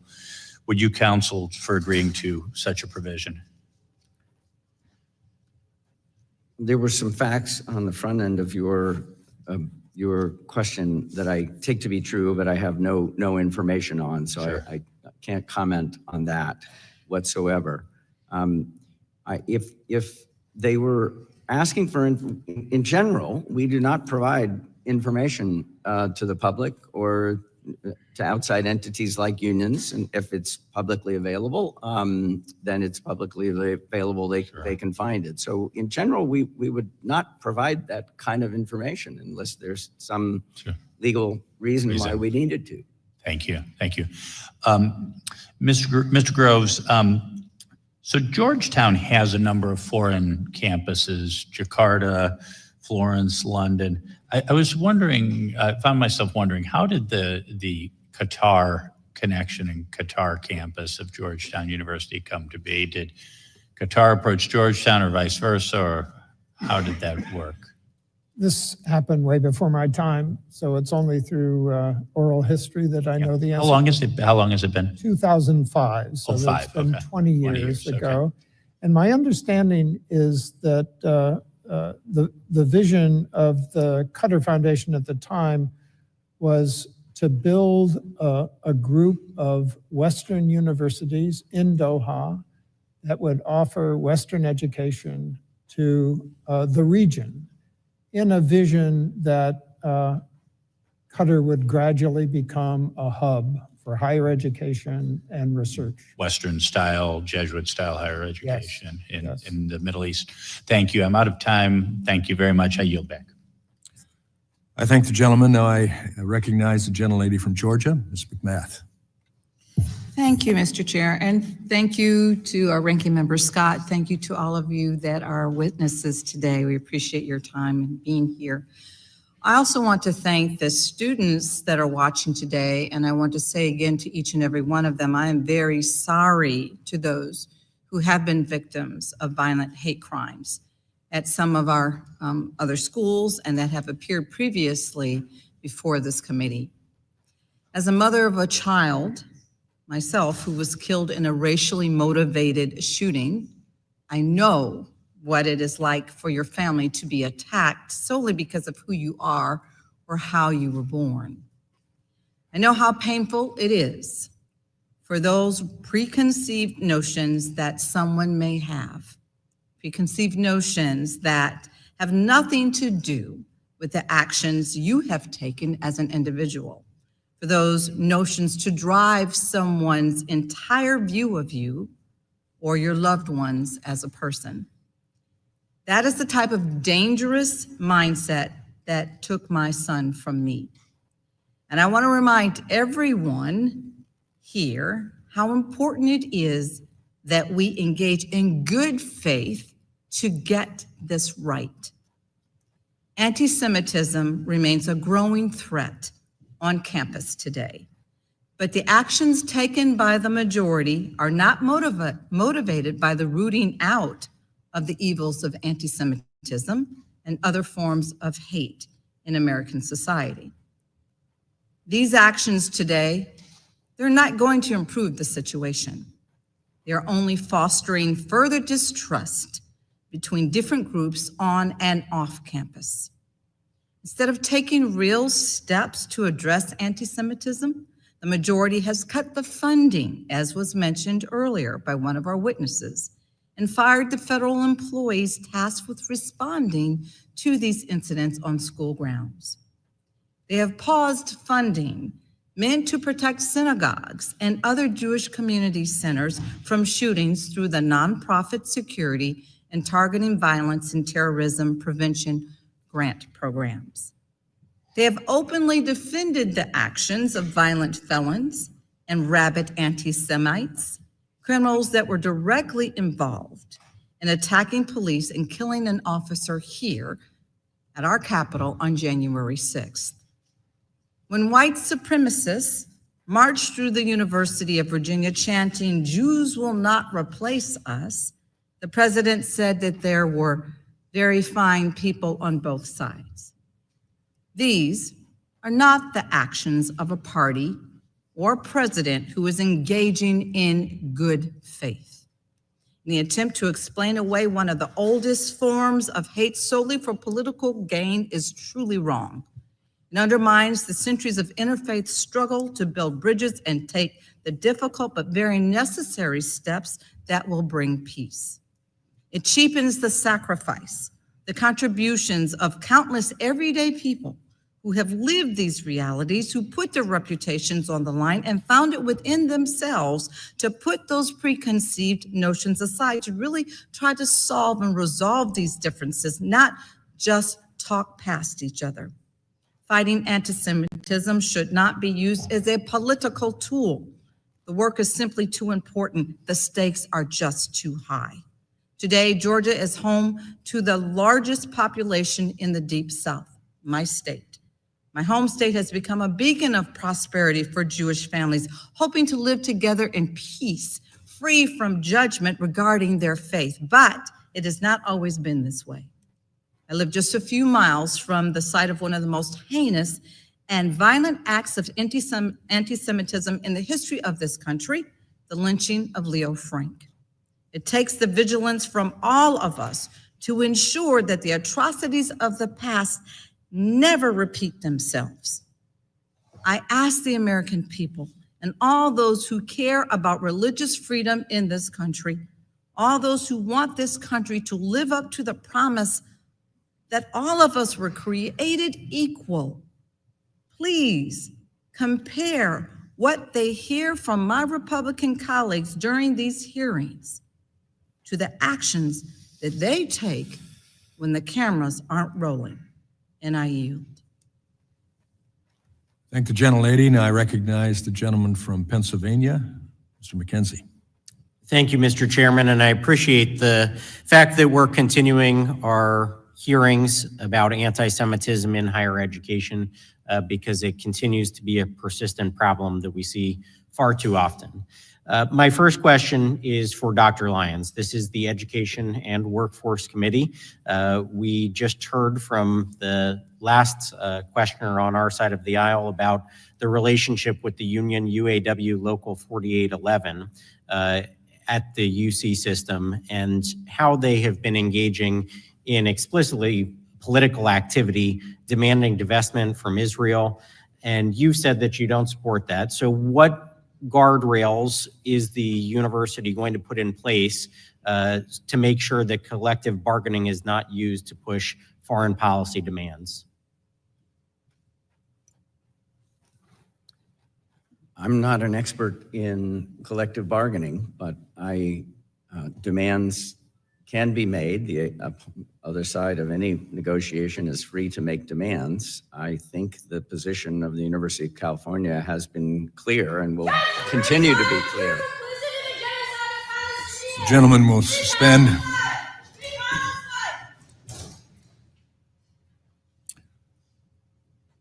All in attendance are reminded, in accordance with Rule 11, Clause 4 of the House of Representatives, to observe standards of dignity, propriety, courtesy, and decorum traditionally observed by the House and this committee. The chair notes that there is this disturbance that takes place, but this committee will continue and will complete its planned hearing. I now recognize the gentleman from Pennsylvania to continue. Well, thank you, Mr. Chairman. And I would just go back to the questioning here. They can certainly make demands, but in a negotiation, if the administration stakes out a very clear position that they will not be accepting of foreign policy considerations being forced into a union negotiation, obviously that would help your leverage in this process and make it less likely that those things would go forward. Is that something that you're going to be willing to do? I just want to double underscore that the University of California position is that we will not be boycotting Israel or any country. That is my understanding of an already well-stated and clarified position. In any event, I can speak for myself, which is all I can speak for in response to your question, and the answer is yes, that position is that we should not go in that direction. Thank you. Next, I'll go to Dr. Matos Rodriguez. And this is relating to the unions that are representing some of your faculty and staff on your campus. We have heard, and there was a Wall Street Journal opinion article just from last week, how labor unions are feeding the anti-Semitism on campus. And the unfortunate incidents where members of the faculty and staff from Israel to gain the representation that they seek in a union are being forced to sign up with a union that holds explicitly anti-Israel positions.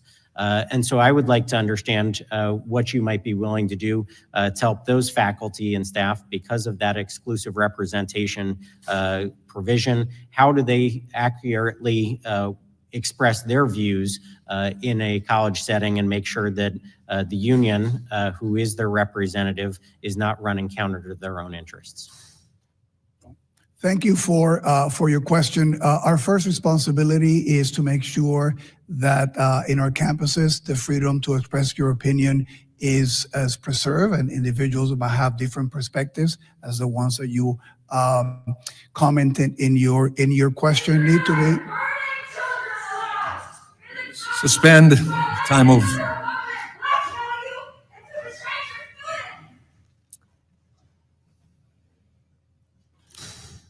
I don't know if it's appropriate, but I was expecting that one. I now recognize the gentleman to continue his questioning. Having said that, the other part of that is that we expect everybody to conduct themselves, every faculty, staff member, and student at the City University of New York, with the utmost level of professionalism and to abide by all our policies. So our role is to make sure that we make those policies clear, that we make everybody understand that they have to abide by them.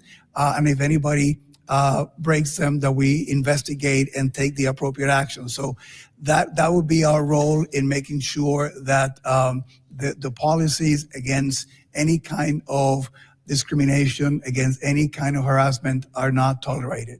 And that's fine, I understand that. What is the recourse for an individual faculty member if the representative body is a union that holds explicitly positions that run counter to their own interests? Can that person go around that exclusive representation? Would you support that? Those individuals have their resources available to them privately. What we can do is make sure that the voice of the City University of New York, as I mentioned, no tolerance of anti-Semitism, North Star of safety, that everybody in the university understands that and is safe to be able to. So would you negotiate a contract with an individual not in the union? That is not something that we're allowed to do by law. But would you support that? Because again, if the only representative body is one that is anti-Israel and this faculty member is from Israel, you're putting that person in a catch-22. We are clear about what the positions of the university are. I have been very clear about my opposition to BDS, and I have traveled to Israel with our presidents and deans to show that it's not just a statement, that we are building bridges and connecting with universities and cultural organizations there. Our role is to make sure that we put together what the vision of the university is, and in labor has, they're independent, so that they don't speak for the Gentleman's university. time has expired. I now recognize the gentleman from Florida, Mr. Fine. Thank you, Mr. Chairman. I'm going to be honest. I find the testimony today both disgusting, dishonest, and to be gaslighting. And I'm going to point it out here. We've heard that we unequivocally denounce anti-Semitism, unwavering support for our Jewish students. We have a zero tolerance policy, and we will not put up with a call for violence. So let's explore that. I'd like to start with Dr. Rodriguez. Emmanuel Ness, the chair of your political science department, said he supports, quote, resistance by any means necessary, which includes violence. How can you say those statements that you support your Jewish students? Shut up and get out of here. Gentleman will suspend. Gentlemen will suspend. Get out of here, you loser. Come on. By the way, to be clear, I hold you all responsible for this. It is the attitude that you have allowed on your college campuses that make people think that this is okay. That is why this happens, because you have someone like Emmanuel Ness that says resistance by any means necessary, and I assume this person still works at your school. Is that correct? Microphone, please. Any call for violence against Jewish members of our community is entirely unacceptable. So why does this person still work there? Any individual or faculty that has a complaint of breaking our rules, we will investigate them and take the appropriate disciplinary action if warranted. Corinna Mullen at John Jay College said, after October 7th, the right of Palestinian armed resistance is just, and just last month was filmed chanting, up, up, up with freedom, down, down, down with Zionist scum. This is a professor that teaches your Jewish students. How can you say you have an unwavering zero tolerance policy when this person teaches at your school? Again, I believe that that faculty member is no longer teaching with the university. Any call for violence, any call for supporting Hamas or terrorism is entirely unacceptable, and we made those statements several times. At Berkeley, you're next. You created in the fall of 2024, you named Usama Makdizi the inaugural chair of a new endowed program in Palestinian Arab studies. On October 7th, Makdizi described the Hamas attack against Israel as, quote, resistance. Why would you give a job? See, I understand freedom of speech, but you get to decide who to hire. Why would you give a position to someone who said October 7th was justified? Why? Usama Makdizi, Professor Makdizi, is a fine scholar. He was awarded that position from his colleagues based on academic standards. Great. So on February 5th, 2024, this great academic, you're showing the problem, said, quote, I could have been one of those who broke through the siege on October 7th. This is what you think is good. And then we're surprised when people come in here and behave this way. I'm going to move on to Georgetown. You've got a campus in Qatar.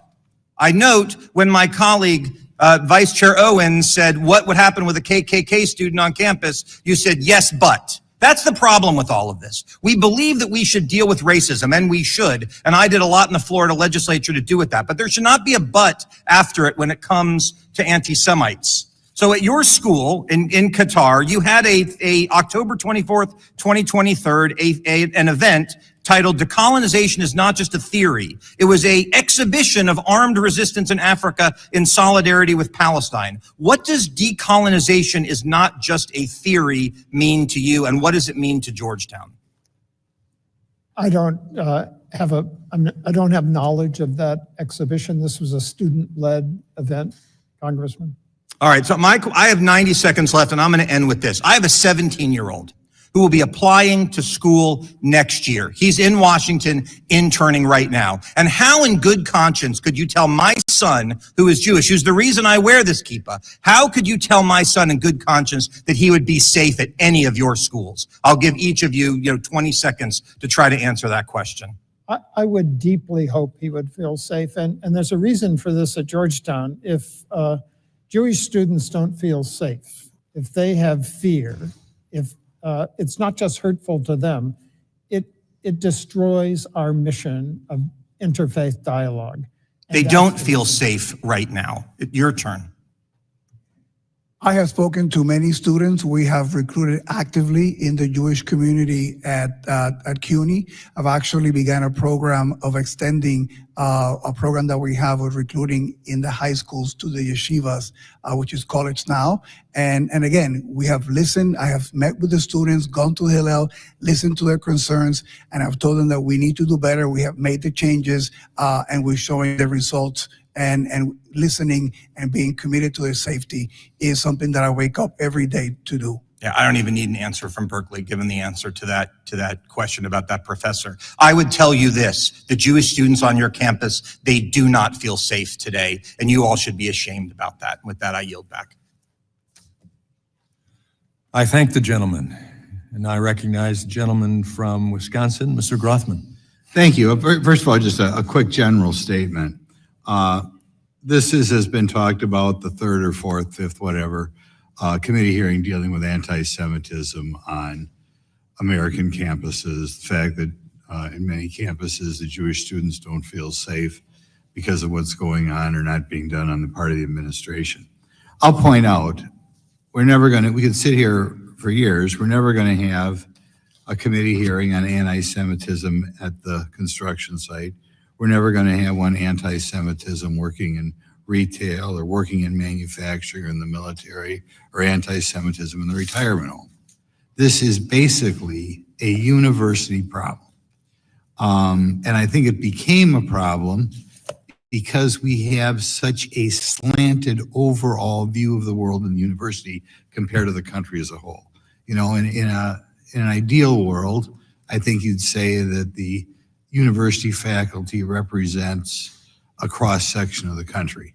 But we all know that's not true. If we talk to university professors, they'll tell you I was the only person out of 20 people here who voted for President Trump in my department or whatever. And, you know, not every state keeps track of, you know, which party you register in, but in universities that they do keep track or people do studies, the universities are just overwhelmingly Democrat, which is a breeding ground for this anti-Semitism, because right now, the progressive wing of the Democrat Party, not the entire Democratic, but the progressive wing of the Democrat Party, which kind of drives the train over there, this anti-Israel feeling has become one of the things, along with global warming or racism or whatever, that becomes the norm. I'll ask a couple of you guys. I guess I'll start with Dr. Lyons. Do you feel your university ideologically across the board represents the country as a whole, or even California, as far in disciplines in which there's an ideological component? Law school, journalism school, political science. Does it bother you if it is, you know, the country as a whole right now is about 50-50. Does it bother you that you do not, that I assume, like most college campuses, your student body and your faculty, especially your faculty, don't even remotely represent America? Ideological or political considerations are not conditions for employment at UC Berkeley. That's true. No, the question is, if we were talking about affirmative action and you had 8,000 faculty and 5 were black, you would say that's a problem. Now, given that everybody brings a certain ideology to their job, particularly if you're teaching students, that is a problem if it doesn't represent America. I mean, I've been doing this for over 20 years, a politician back home and here. Again and again and again, I hear from college students who can't say what's on their mind in an essay or whatever because they know the teacher give them a bad grade, or feel the teacher give them a bad grade if you didn't give the progressive viewpoint of the world. Does this bother you, and do you think this is any of the problem? We'll ask you, Dr. So that your statement about getting a bad grade because of Does it bother you? Does Yeah, it bother you it that your, bothers does it me bother you deeply. that your faculty does not remotely represent America? It What is bothers me- disproportionately not only Democrat, but progressive Democrat, which is where this idea that anti-Israel is the thing to be come from. That's where it comes from, the progressive left. And way disproportionately, your faculty also comes from the progressive left. That's why these people get away with this and think it's normal.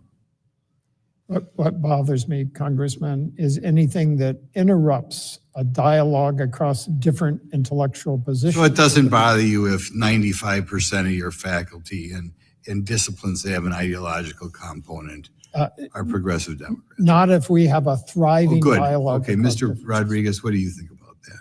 Well, we have about 20,000 faculty members at the City University of New York, and they are a diverse group of. Do they of represent, do they even remotely represent America as a whole? I have no way of knowing You that. must have idea, when you walk around campus and it was a week going to the last election, were there robust debates in which half the people were for Trump? Of course not.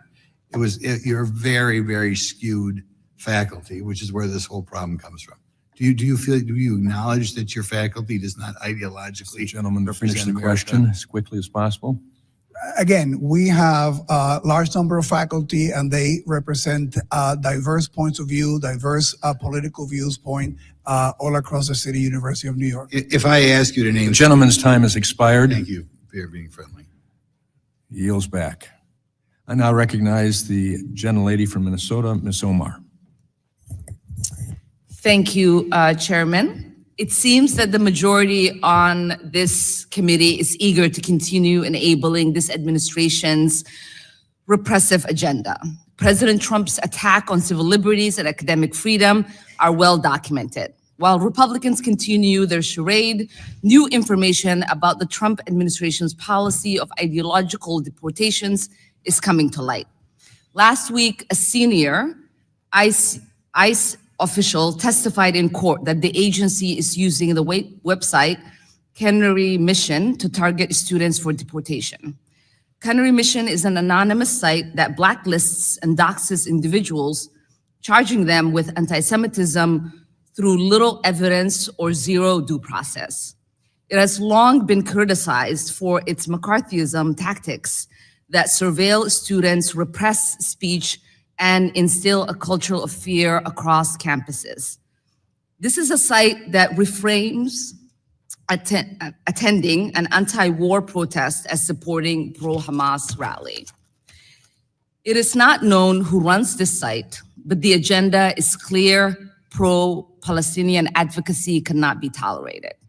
And now this ideological agenda has a direct line to state power.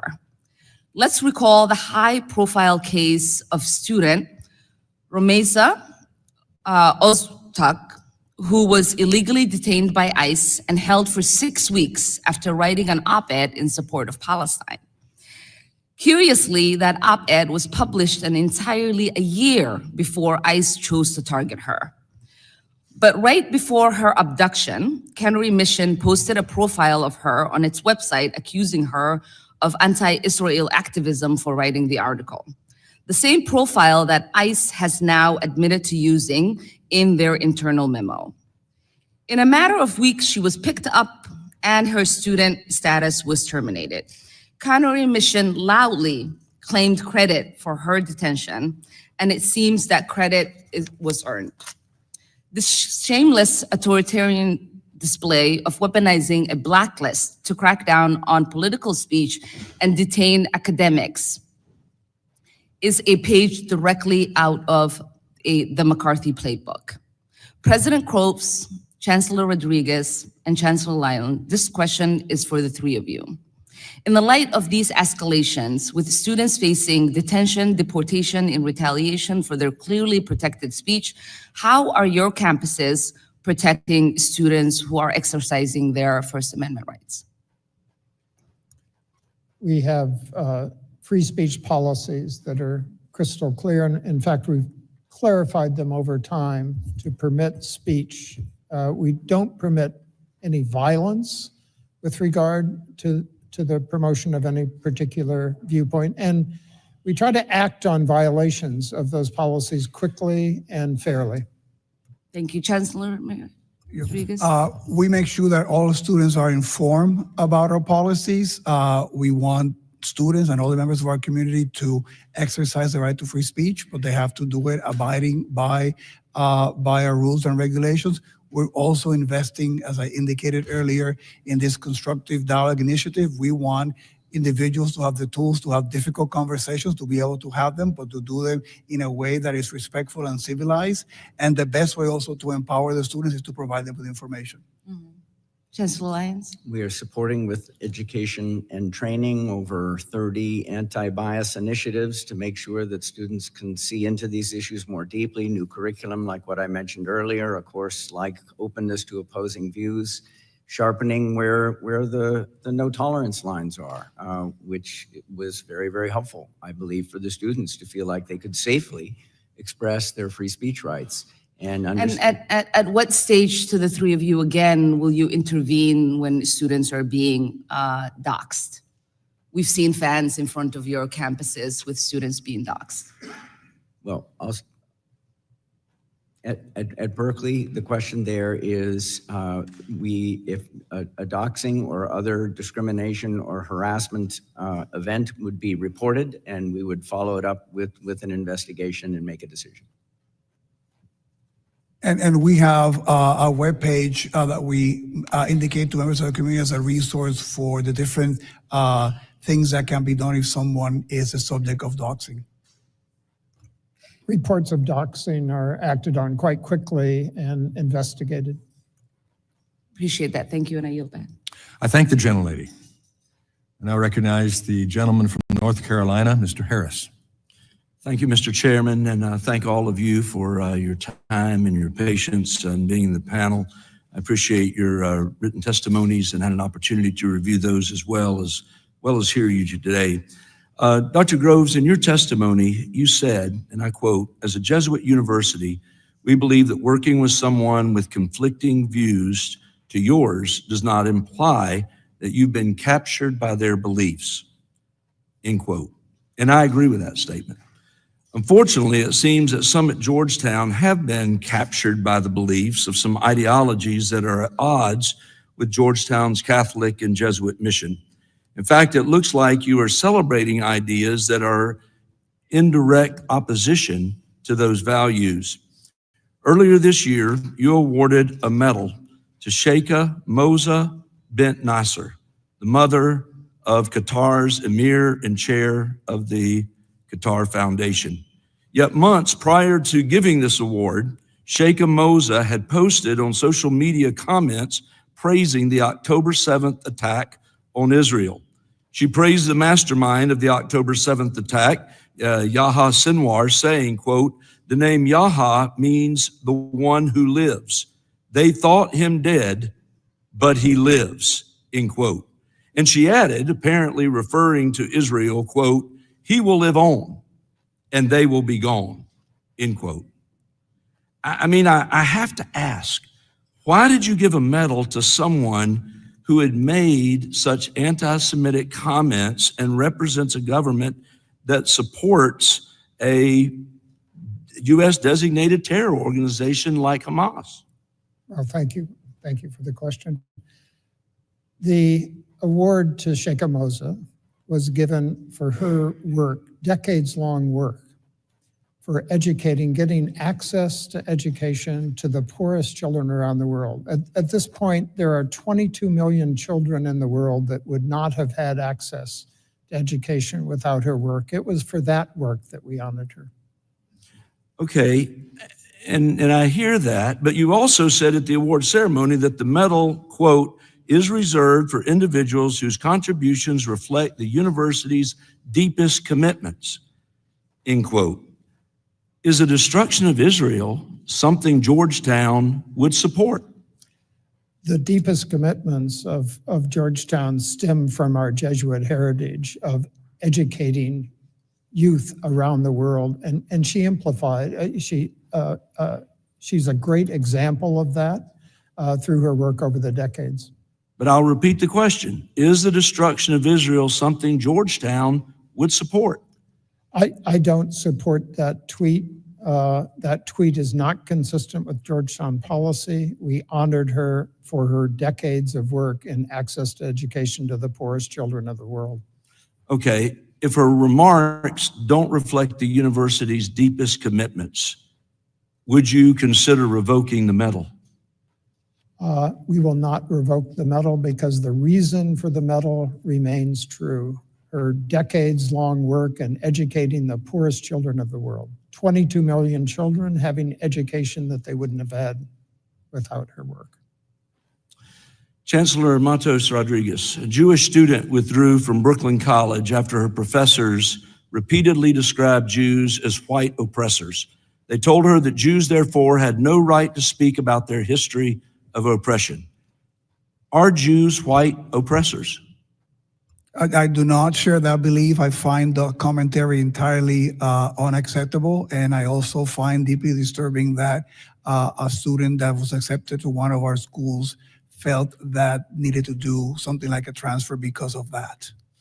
DEI is fundamentally based on dividing people by the color of their skin and categorizing them on that basis as oppressor or oppressed. With that in mind, do you believe that DEI ideology makes campuses a safer place for Jewish people? Diversity has been part of the City University of New York since its founding.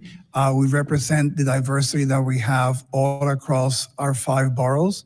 It's been one of the key elements of the DNA of CUNY since the founding of the Free Academy. So we are committed to that work of diversity, and it's been part of CUNY's work since its founding. So are DEI programs an effective way, you would say, to address anti-Semitism? We, in our work, when we work with students who are coming in and we teach them about the diversity of all our communities, we include anti-Semitism and the members of the Jewish community as part of that diversity effort. Okay. Mr. Chairman, I yield back. I thank the gentleman. I now recognize the gentleman from Indiana, Mr. Messmer. Thank you, Mr. Chairman. Mr. Matos Rodriguez, following up on Ms. Stefanik's line of questioning from earlier, in 2021, you hired Salih Abdallah as CUNY's Chief Diversity Officer, despite her previous employment at the Council of American Islamic Relations, or CARE. The Director of CARE said after the October 7th attacks that he was happy to see people breaking the siege. Is CARE an anti-Semitic organization? Again, the comment that you describe is entirely unacceptable and inappropriate. I don't know about their policy about being anti-Semitic or not. For the City University of New York, we do not tolerate anti-Semitism of any kind. Okay, thank you. You previously stated that Abdallah does not handle cases directly pertaining to students and faculty, but she is the Chief Diversity Officer. Considering her background, was it appropriate to hire her to oversee CUNY's anti-discrimination efforts? Again, that hire was not a direct hire that I made. Our commitment is that all our employees and faculty and staff abide by our policies and by our code of conduct, which would include no tolerance for anti-Semitism. That's the conduct that we expect. And if any employee is seen to be breaking those rules, they'll be investigated and the appropriate disciplinary action will be taken. Okay. You have said that Abdallah's work at CARE is consistent with CUNY's commitments to inclusion and respect. You remain confident that she can objectively investigate anti-Semitism at CUNY? We have had no complaints with that employee. And again, as I said before, our commitment is if any member of the CUNY community, faculty, staff, or student violates our policies, violates our code of conduct, we will investigate. We've done it, and we've taken action. Has she been removed from any anti-Semitism investigations at this point? Again, there was one case in which, in the petition by an individual involved, suggested, and we accommodate that individual. Okay. Chancellor, earlier you said that only 3 of the 7 students were disciplined at CUNY for their participation in an encampment. Why were only 3 disciplined, and what kind of discipline did they receive? Again, I cannot speak to the specific cases of discipline. We work with the district attorney's office in that case. One of the things, and they were individuals that were engaged in breaking into the administrative building at City College. As I indicated before in my testimony, the experience of that encampment is one that we've taken to heart. We have zero tolerance for encampments in CUNY right now, and we have doubled down in our efforts to make sure that our rules about time, place, and matter are clear to the students. And we've also invested heavily in additional security to be able to prevent any such situation occurring again. Okay, thank you. Chancellor Lyons, Berkeley professor Wissam Makdisi described Hamas's October 7th attack as resistance. He also reposted an article praising the determination and courage of Hamas terrorists, saying they heroically defended their homeland. Do these statements endorse violence against Jewish people?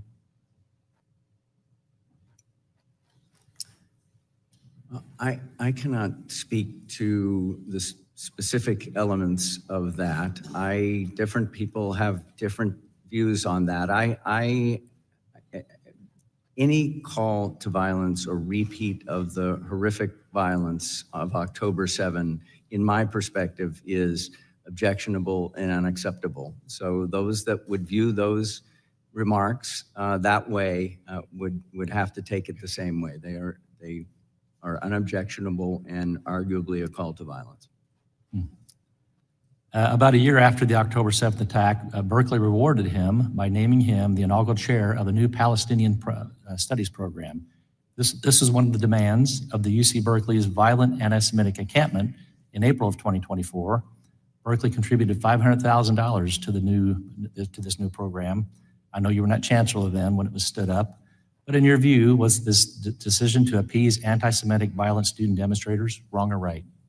I can't speak to the context. I don't have the facts or the circumstances upon the making of that investment in that program. I will also say that a very similar investment was made in our Jewish studies program at the same time. Okay, thank you. I'll yield back the rest of my time. I thank the gentleman. I recognize the gentleman from Washington, Mr. Baumgartner. Thank you, Mr. Chair. Well, it very much pains me what has happened to higher education in America and its current status. I'm the son of a university professor. Actually, I spent a year in between WSU and Harvard teaching at the Catholic University of Mozambique, living and working with the Jesuits, so I have strong affinity for the Jesuits. But the radical leftward bent of America's higher education system has accelerated in the last 5 years has been extremely concerning. The diversity statements that you have, many college administrators have forced their faculty hires through to promote even more of a radical ideology, I think is very destructive. And I think what you're seeing from Congress these days is a representation that the American people have very much lost trust, or large segments of the American people have very much lost trust in higher education, and that trust needs to be restored. It is my belief that one of those ways that trust could be restored would be to fully account for any foreign influence or foreign spending on your college campuses. And Dr. Groves, I'd like to start with you. Does Georgetown fully account, and is Georgetown fully transparent with foreign money spent on your campus? We certainly attempt to report all of our receipts from non-U.S. sources. One measure of that was with regard to Section 117 reporting, that there was an investigation of Georgetown along with other universities. And after months of reviewing the data we had submitted to the Department of Education, we received a letter commending us for our reporting. This is in 2021, 2022. And can you commit right now to the American people that every dollar of foreign spending you will be transparent with? I would be happy to commit to that. Okay, thank you. Dr. Lyons, could you talk to us about foreign spending on University of Berkeley's campus? Do you think the American people have the right to know if foreign dollars are being spent on your campus? We, like other universities, were very, very careful about any foreign monies that come into the university. The university is funded across many, many different sources, and we are very, very careful to vet countries of concern as America's interests would require us to. And you would commit to full transparency of foreign spending on your campus? Well, as a public university, I am not ready to commit to that on the fly. There are different donors to the university who request anonymity. What do you think that says to the American people when you want to hide foreign influence on your college campus? Do you think that restores trust? I can assure you, and what I'd be very, very happy to be very transparent about is exactly what is our process for vetting those things. We say no to a lot of foreign money, I promise you that. Give me an example of foreign money you've said no to. I'm not in a position to provide that information, but I'm very happy to be fully transparent. But you could understand at a time when large segments of the American population has seen university campus go ever farther left-wing and more radical, and there's a deep concern about foreign influence on college campuses, lack of ability for Americans, high school graduates to be able to get spots on college campuses. You could understand why it would be concerning to have a university president come before Congress and say, we don't want to be fully transparent about foreign influence. I want to be fully transparent about the process by which we make sure that our process has integrity and that we are acting in America's best interest. But why if a foreign government wants to put money onto your campus, wouldn't you be willing to tell lawmakers, the American people, about that? Well, my understanding is that there are in fact currently a lot of disclosure requirements around that, although it's not an area of my specific expertise. I think we disclose an awful lot of that information to the government currently. Okay, well, I'm just going to ask you one more time. Do you commit today to being fully transparent? Every dollar of foreign spending that takes place on your college campus, you would let the American people know about? I am glad to bring that back with my team and consider it, but I'm not ready to make that commitment today. I yield back, Mr. Chair. I thank the gentleman. I recognize the gentlelady from Michigan for her 5 minutes of question, Ms. McLean. Thank you, and thank you all for being here today. Thank you, Mr. Chairman, for holding this hearing. I want to start with you, Dr. Lyons. You're the chancellor at the University of California, Berkeley, and you've been at the university for how many years? I was an undergraduate there and came back on the faculty just over 30 years ago. Okay, so you've been around, you've seen a lot of things. Do you believe that Jewish students feel safe on your campus? I believe that most Jewish students feel safe on our campus. You think there's any that don't? Yes. Yeah, why do you think that is? Well, I think there are Jewish people that don't feel safe in lots of parts. I'm not talking about lots of parts. I'm talking about the university in which you are in charge of. Why do you think that is? I think there is anti-Semitism in society, and I'm not talking about society, and I appreciate your diversion of the question. I'm talking about the university. So why do you think Jewish students don't feel safe at your university in which you're in charge of? Just curious. Well, I think part of safety for most people is, some of it is physical, some of it is more emotional, and am I being harassed, but not necessarily being confronted with potential violence. So I've admitted already there is anti-Semitism on campus, and I think that and I'm asking a simple question. Why do you think that is? And we've spent almost 30 seconds you avoiding the question. Well, I do believe that public universities are reflections of society, and I believe that the anti-Semitism on society is present on our campus. Do you believe you can influence the direction and how people feel on your university? Do you have any influence on that? Do you believe the actions that you or your staff or faculty members take have influence on that? Yes. I would agree. Are you committed to taking the action to making sure that all Jewish students, as well as all students, feel safe on your campus? I am committing to striving to reach that goal, correct. Wonderful. Okay. So just quickly, if a Black student's home was vandalized with a noose and racist graffiti, and a note was left saying that you're next, would you consider that an example of racism or discrimination? On its face, personally, yes. Wonderful. Well, in December of 2023, while you were a senior executive there, a Jewish student's home was robbed and a note was left saying, F you. They wrote out the real word. Free Palestine from the river to the sea. You think that's helpful for the Jewish students? No. What action did Berkeley take? I believe that was predated my time, but what I can say It is, predated your time as chancellor, but you were there as a senior executive. well, I don't know this for a fact sitting here, but I am almost sure that that was reported and that was investigated, and And what was the result? it is I hard. mean, it's great that we report it and we investigate it, but you notice the one thing that's missing is like the result. Okay, all right. In your testimony, you rightly acknowledged Hamas's invasion of Israel as a terrorist attack.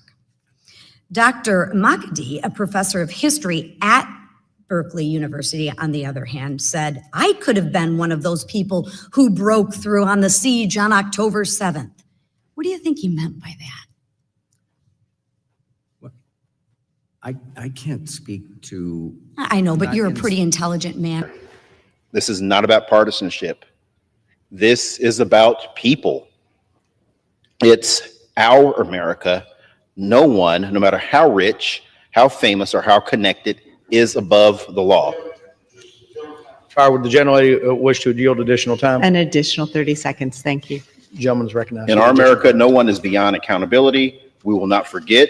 We will not look away, and we will not stop demanding the truth. We demand the immediate release of the Epstein files. No more games, no more lies, no more protection for predators hiding behind the rich and powerful. I yield back. Gentleman yields back. The gentlelady reserves. The gentleman from Georgia is recognized. My colleagues are referring to a tactic Democrats employed yet again to try to take control of the House of Representatives through the Rules Committee. They did so because they are desperate to stop us from passing the most important cryptocurrency legislation in the history of our country, and because they are, for whatever reason, desperate to stop us from bringing forward our legislation that funds our brave military. The Republican majority is not going to hand the keys to the House of Representatives to a caucus who on a daily basis impugns and denigrates the 77 million Americans who voted for President Trump. And to my friends watching at home who support Bitcoin and cryptocurrency, make no mistake, members of Congress who vote against the rule today are voting against the most important legislation for the cryptocurrency industry in history. I beseech you, to those who appreciate support and invest in cryptocurrency,